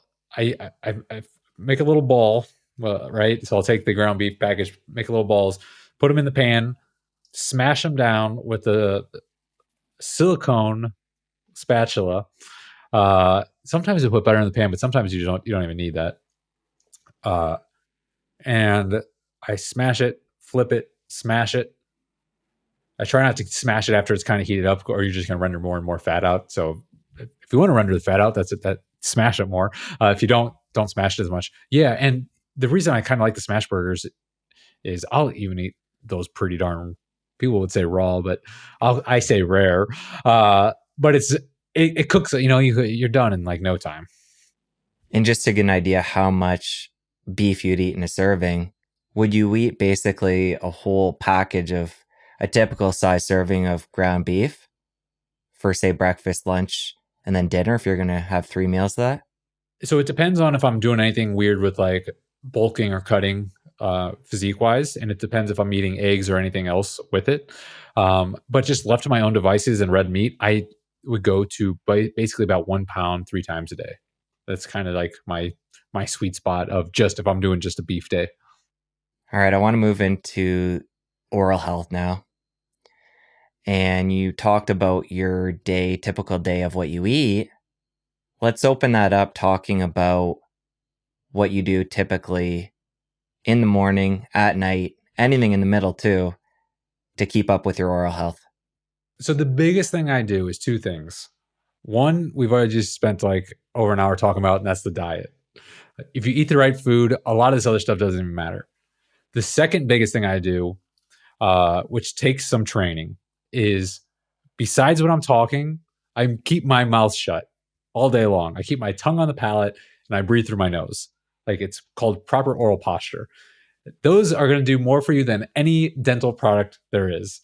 So if you're as your desk working and you catch your mouth hanging open and breathing out of your mouth, close that jaw, put the tongue on the palate, breathe through your nose. It's super important. We could spend an hour, 2 hours talking about this, but it's very important to proper oral posture, everything from like development to just overall health. So those two things are the main things. Now, I think to answer your question is more like, what are my routines around preventative care? Well, we'll get there. I want to talk about the mouth breathing piece a bit before we get to that. Would you recommend for somebody who this is a new practice, whether it be at night when they're sleeping or if they're working at their desk, using tape to hold the lips together? Yes, with caveat. So when I graduated dental school, I did a weird thing. I'm not sure this was ever even done before, but I had fallen down a rabbit hole of dental sleep medicine, which is treating obstructive sleep apnea with oral devices. So dentists can make these custom fit devices that'll hold the jaw in a position that opens up the airway to treat sleep apnea. And I learned how serious of a condition this sleep disordered breathing was, specifically sleep apnea, and how people are traditionally given a CPAP machine. They can't stand it. Over 50% of people diagnosed with it, that they're just going untreated, and dentists have this novel way to treat these patients. And I was just like enthralled. I was like, this is what I want to do. So after I graduated, I opened up a practice exclusively dedicated to treating sleep disordered breathing. And so uh, I give all this kind of preamble because if you have sleep apnea, just taping your mouth shut, not gonna. It can definitely help. You want to be breathing through your nose, but it's not a treatment for sleep apnea. And so the one thing that gives me pause when people just mouth tape is sometimes, maybe more than sometimes, like often, there's an underlying problem, an airway obstruction that needs to be treated. Mouth tape is literally masking the problem. So that's what the caveat with the mouth tape. If you don't have an obstructive airway and your jaw is just falling open while you're sleeping and you need to train nasal breathing, fantastic. Highly recommend it. Well, let's get to the root of the problem. For somebody that truly has sleep apnea, what's happening there? And you mentioned the problem with people in compliance of the CPAP, which is the typical way, at least the way I understand it, people would be treated for that. What would you recommend instead? So the root of the problem, we'll start there, and we can talk about treatments. There's two causes to the root of this problem, and the first one is the development of the jaws, which we talked briefly about already, where our jaws aren't growing adequately, and that's why we have malocclusion today. Our mouths are too small, so teeth are just erupting wherever they can fit. Well, that's because our jaws aren't growing adequately. But if your jaws aren't growing adequately, they're too small, right? Well, we have this muscle in the mouth that does not shrink with it. In fact, when you're gaining weight and getting obese, it will deposit fat there, and that's your tongue. So you have this, I call it a shrinking cage and a growing prisoner. And so that prisoner has only two escape routes, and it can go forward, like you stick your tongue out to get that tongue out of the airway. And we just talked about, like, you don't want to be breathing through your mouth, and you don't want to have an open oral posture. So the other escape route is backwards. So the tongue will fall backwards and it'll obstruct the airway. And so that's why the oral appliances that a dentist will make will be used to treat this. And it's kind of like if you've ever been taught CPR, they'll tell you to lift the chin to open the airway. Well, these oral appliances will position the jaw, the bottom jaw, in a forward position that helps open the airway. Now, the tongue can still fall back, so it's not a foolproof treatment, but it's a good option for people that, especially those that cannot tolerate CPAP machine. The CPAP machine, for anyone that's known, it's like a mask, and basically it just pumps air down your throat. It's a pneumatic splinting of the airway. It forces your airway open. And that will more or less work because they will just crank that pressure up to as high as it has to go to open up the airway. But as you can imagine, it's not well tolerated or desired by most people. I can tell you from my experience, when I was treating patients, they fell in two camps. One is they're giving up on CPAP, and the other one is like they use it, but they hate it, and they really want to try something else. Now, obviously, I probably had to buy a sample because that's what I was doing. I was seeing patients for this treatment, but that's the root cause. And the two standard treatments now are PAP. Now there's auto PAP, CPAP, EPAP, and oral appliances. Okay, it sounds like both of those may not be perfect solutions. Is there something else that you'd recommend, or would you lean towards one of those? Well, so part of it is if it's a weight problem, like losing weight, very beneficial. Positional therapy, where it's like you're sleeping on your side. If you can imagine gravity, if you're on your back, gravity's working against you. The tongue's falling back, the jaw's falling back. So sleeping on your side, positional therapy, losing weight.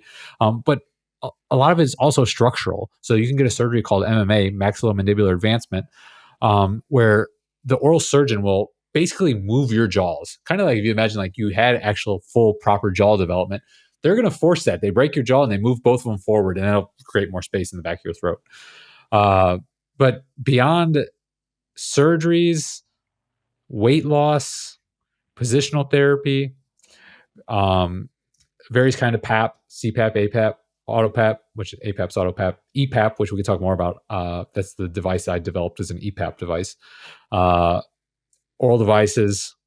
There's tongue retaining devices. So a tongue retaining device, if you imagine a pacifier and you stick your tongue into it, it's literally like just pulling your tongue out of your throat. And those are pretty effective, but as you can imagine, no one wants like very, very bad compliance with those.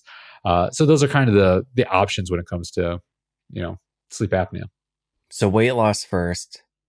If you get your weight to a good place and you're assuming your tongue isn't fat at that point, then you can turn to what you just suggested. You also mentioned your device, Ned. Talk more about that and how it works. Sure. And one quick note is sometimes weight loss is not always first. And what I mean by that is one of the most gratifying things treating sleep disorder breathing, sleep apnea, is you treat a patient and like their life changes almost overnight. And that's because sleep apnea is the airway shutting down at night. And then that's what apnea means, cessation of breath. And then it's 30 times in more an hour is severe apnea. So it'll do that 30 times an hour. And every time it closes down, the body doesn't want to die. So it basically injects itself with like an adrenaline shot to wake itself up. And so you don't necessarily consciously wake up, but the stress response gets the body to open the airway and then it closes down and open the airway. All this to say is you haven't slept a good night's sleep often 5 to 10 years before someone gets a diagnosis of sleep apnea. And so weight loss is very difficult if you haven't slept for, a week, nonetheless, a decade. So sometimes getting the sleep right is the path to fat loss. And so yes, as you mentioned, I developed a device. So I'm treating patients, and these oral devices, basically I'm seeing people that are CPAP intolerant. They can't stand it. And so I'm treating them with oral devices. And if you move the jaw slightly forward, it stabilizes the jaw position so it doesn't fall back. And the patient's comfortable. And it does a decent job at treating sleep apnea. And it often decreases the severity in half. So you take someone from 30 events an hour to 15. And that's good. But to me, someone having 15 events an hour is still just like, they're not, like, it's not good. And it never sat well with me. So I was like, what else can I do? And so I did research and I came up with this idea for a nasal EPAP dilator. And basically what it is it's a nasal dilator. So it's crucial. Like you have to breathe through your nose or you're not going to have success. So that's why it's a nasal dilator. It's going to make it easy for anyone to breathe through their nose, even if they have like constrictions or deviated septum or anything like that. So you can breathe through your nose, and it has an EPAP valve on it. And EPAP stands for expiratory positive air pressure. But it's basically when you breathe out, it slows your exhalation, creating kind of a back pressure that keeps your airway from collapsing. And so my idea was, I'm like, all right, I'm treating patients with this oral device, and we're just getting them to this comfortable position. Sometimes they'll be like, oh, you didn't treat sleep apnea. You move the jaw more forward. You can only move the jaw so far forward, and then you start getting all kinds of problems. So like pain, TMJ problems. So the idea was, hey, you just move the jaw a little bit forward, then you use this to augment the results. And so I got the patent on that, which was very exciting. And the product is actually officially launching in about 6 months, so Q1 next year. But it's not going to be for sleep apnea, just for snoring. So that's the caveat, because we're not getting FDA cleared for sleep apnea. That requires more money and time than I have. So, so the indication is just going to be for snoring, but that's basically how it works. And from the way you explained it there, this is addressing the nose. And if somebody is getting a classic type treatment with the jaw being moved forward, this has been a missing piece. Although you can't say it's, you have to say it's for snoring and not sleep apnea. From reading between the lines, this is helping out with sleep apnea, a missing hole that hasn't been addressed till now. Yes. So There was an EPAP product called Provent that was the first EPAP product on the market. It's relatively new invention, like 20 years ago, let's say. In the realm of medicine, that's pretty new. And it was an EPAP product that was FDA cleared for sleep apnea treatment. And they went bankrupt for a number of different reasons. And there's really been like a hole in the EPAP market. Now there is another product that is FDA approved for sleep apnea, but there's basically no EPAP product for snoring. And so that's the indication we're going after. And my original thought was like, hey, you use this in combination with this oral device. And as we tested this product, it works fantastic, like on its own without an oral device for snoring. And so it makes perfect sense to kind of go to market for that. And if a doctor is going to prescribe it off label, that's their prerogative. And what's the connection between sleep apnea and snoring? And why I want to go here is somebody who is waking up feeling unrested. If their partner's saying they're snoring, how do they begin to piece this together and realize they have a problem? So there's a technical definition, but it's generally on a continuum. You have upper airway resistance syndrome, which is basically snoring on this side, where the airway's narrowing, but your airflow's still going through. You're not like not breathing, which apnea is a cessation of breath. Like the airflow stops. So with snoring, you hear the noise because there is airflow. When you hear that airflow stop, and then you'll often hear like a gasp for air, that's an apnea. So if your partner does that, it's very common. So people listening to this, there will be many people who are like, oh yeah, that's exactly it. They're snoring and then it stops and then there's a gasp. That's apnea. So it's really a continuum. Snoring, upper airway resistance syndrome, air still going through. There's forms of mild apnea where you have hypopneas, which is not a full apnea, but airflow is restricted such to the degree that the oxygen in your blood drops by 4% or more. So if you're breathing so difficult that it's causing your oxygen to really kind of plummet, they count that as a hypopnea. And so that's more of your mild forms of apnea. And then once you get to more severe, you're getting full apneas. That's cessation of breath, generally for 10 seconds. Also causes 4% or more decrease in oxygen saturation. And so this is an AHI index, apnea hypopnea index, where if you are 30 or more, you're severe, 15 to 30 is moderate, 5 to 15 is mild. And a huge amount of people are like in this mild range. And like my device, not FDA cleared for sleep apnea. But the problem I see is a lot of people need like they have mild apnea. You want to treat that, but like a CPAP is like a bazooka for that, right? So you got this whole big machine and you got mild apnea. Oral appliances can be a great option for those people, but they're not. You have to be a right candidate for an oral appliance. You have to have healthy teeth. You have to not have TMJ issues, like no periodontal disease. We talked about 50% of people have periodontal disease. So like that's already kind of getting rid of half the population, and they're not well covered by insurance. So they can be very expensive. And so it's like, hey, what's a low cost option for this massive population of people with mild forms of sleep disordered breathing? And so that's kind of what the niche I hope my product fits. Somebody right now who is suffering from snoring, either themselves, their partner, both of them, likely the latter. Until your product comes to market, is there anything else people can use, like those nasal strips, anything out there before your device hits market that people can try? Well, kind of things that we've talked about, that like nasal breathing is like job number one. So if you're going to use an oral device, you're going to use my device, you need to be breathing through your nose. So my device is a nasal dilator, so it's going to help you facilitate nasal breathing. But if you put a nasal strip on and you start breathing through your nose, that's a fantastic start. Mouth tape to help facilitate that as well. That's a great starting place. We mentioned some of the other stuff is positional therapy, where you sleep on your side, and there's different kinds of products. Like the classic positional therapy device was you sew a tennis ball into the back of a t-shirt and you go to bed with that. So anytime you roll over onto your back, like you don't, right? It'll wake you up and get you back onto your side. There's other more elegant ones that aren't so, that won't wake you up so drastically. But I also always recommend people, like, if you can, get a sleep study. They can be done at home. You don't have to go into a lab, PSG, where they hook you up to all those wires and sleep in a foreign environment. They still do that, but now they do more and more home sleep tests. So you can sleep in your own bed. I just think it's important because it's like sleep disordered breathing is perhaps the most serious, undiagnosed, untreated medical condition in the Western world. Like it is so prevalent, and its effect on quality of life and how it exacerbates basically all comorbidities, super important area. So I do recommend sleep tests, even though I know a lot of people are hesitant to do those. They can be pricey, and if you work for the DOT, if you get a sleep test and you test positive, well, then you have to like be using your CPAP machine, clocking in. So obviously, it's important because people with sleep apnea are prone to, if it's untreated, you're prone to accidents like falling asleep at the wheel.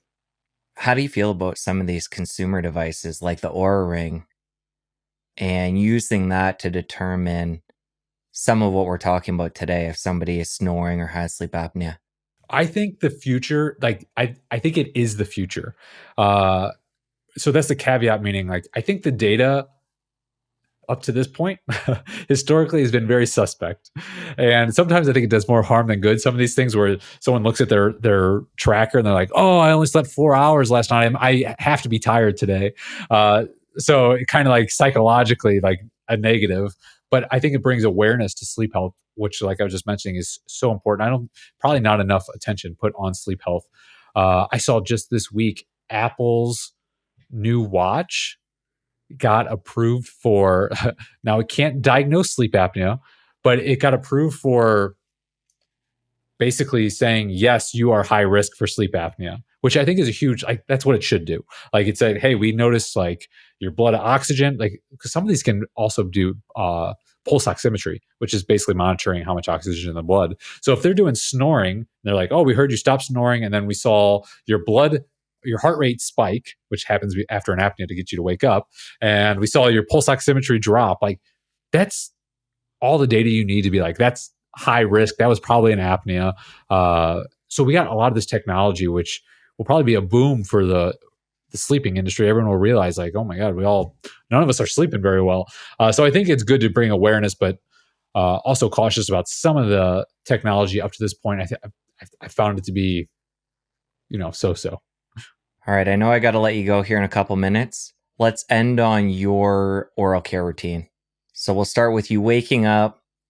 This is where I gotta lose my license if people hear what I do. Let's talk about what you do to start the day and then move right through.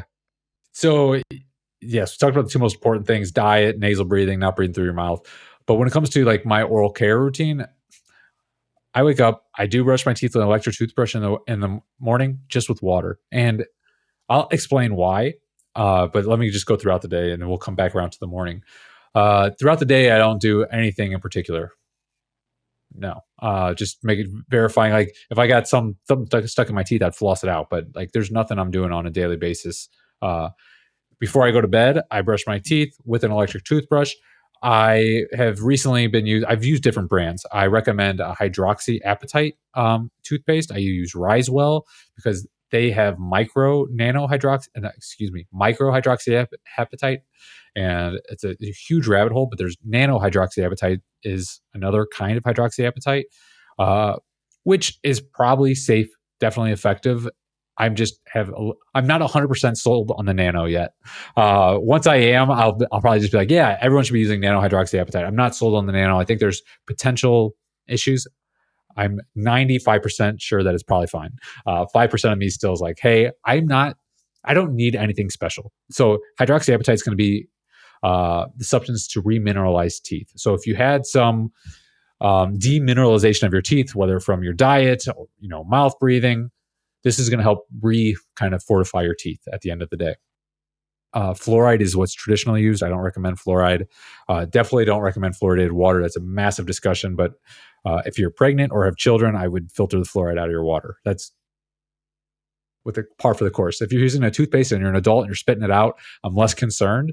But I still would just go with hydroxyapatite anyways because it's safer. So mine is I've been using Risewell. It's a good quality brand, legit ingredients. They have micro nano hydroxyapatite. They also have nano, so you could choose if you want. Nano is probably more effective if you need that more effective because their smaller particles are going to fill basically in the holes of your teeth better. I don't feel like I need that, so why risk it if you don't need it? I probably don't even need the toothpaste at all, but I do use some toothpaste. I floss. I use floss that is PFA free. That's the one thing you want to sure. I do recommend flossing. Like, why not clean out in between your teeth?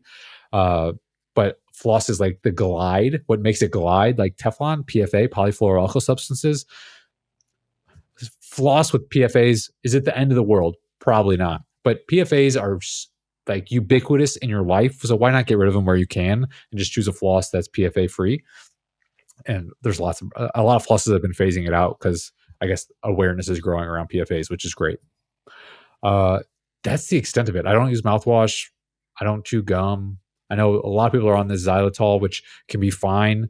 The therapeutic dose of xylitol chewing gum is extremely high, so you have to be chewing xylitol all the time. I know xylitol, if I consume it like as an artificial sweetener, so disturbing to my gut, and it is for many other people too.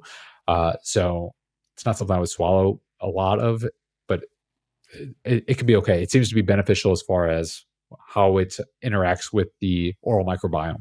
So it seems to be a positive there, but I don't think it's necessary. I mean, I'd focus on the major things that we talked about: is diet, not mouth breathing, some of these basic oral care like electric toothbrush I recommend, because manual toothbrush with hard bristles and bad technique can cause recession and things like that. So electric toothbrush gets rid of a lot of the user error. And the last thing I wanted to conclude with, I was like, well, after I brush my teeth at night, I go to bed, I wake up the next morning. All I've been doing is breathing through my nose all night. So it's not like, I know a lot of people are like, what, brush your teeth like with toothpaste in the morning. I don't, there's no demineralization that was happening. So it makes no sense beyond just like, hey, let me just get like the saliva production, rinse everything out and go. So, it's pretty basic oral hygiene. And how do you know you're breathing through your nose throughout the night? There's a few ways you can. So if you wake up, it's better to, it's almost more clear, like when you know you're not. If you have to sleep with water by your bedside, clear sign you're breathing through your mouth. If you wake up with a dry mouth, likely breathing through your mouth. Snoring can or cannot. So you can snore with your mouth closed, you can snore with your mouth open.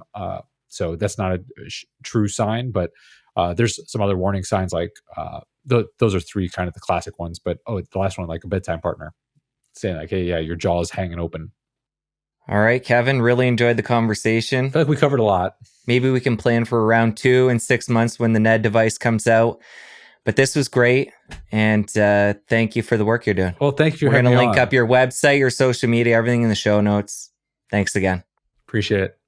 Now that you're done, you're going to want to stick around here and catch this other incredible episode. You don't want to miss it. I'll see you over there. We use the word metal, we use the word amalgam, silver fillings. They're all the same. They're half mercury and half silver, and they add other alloys in there. So a lot of people are going to their dental offices. They're saying, take them all out. It's not being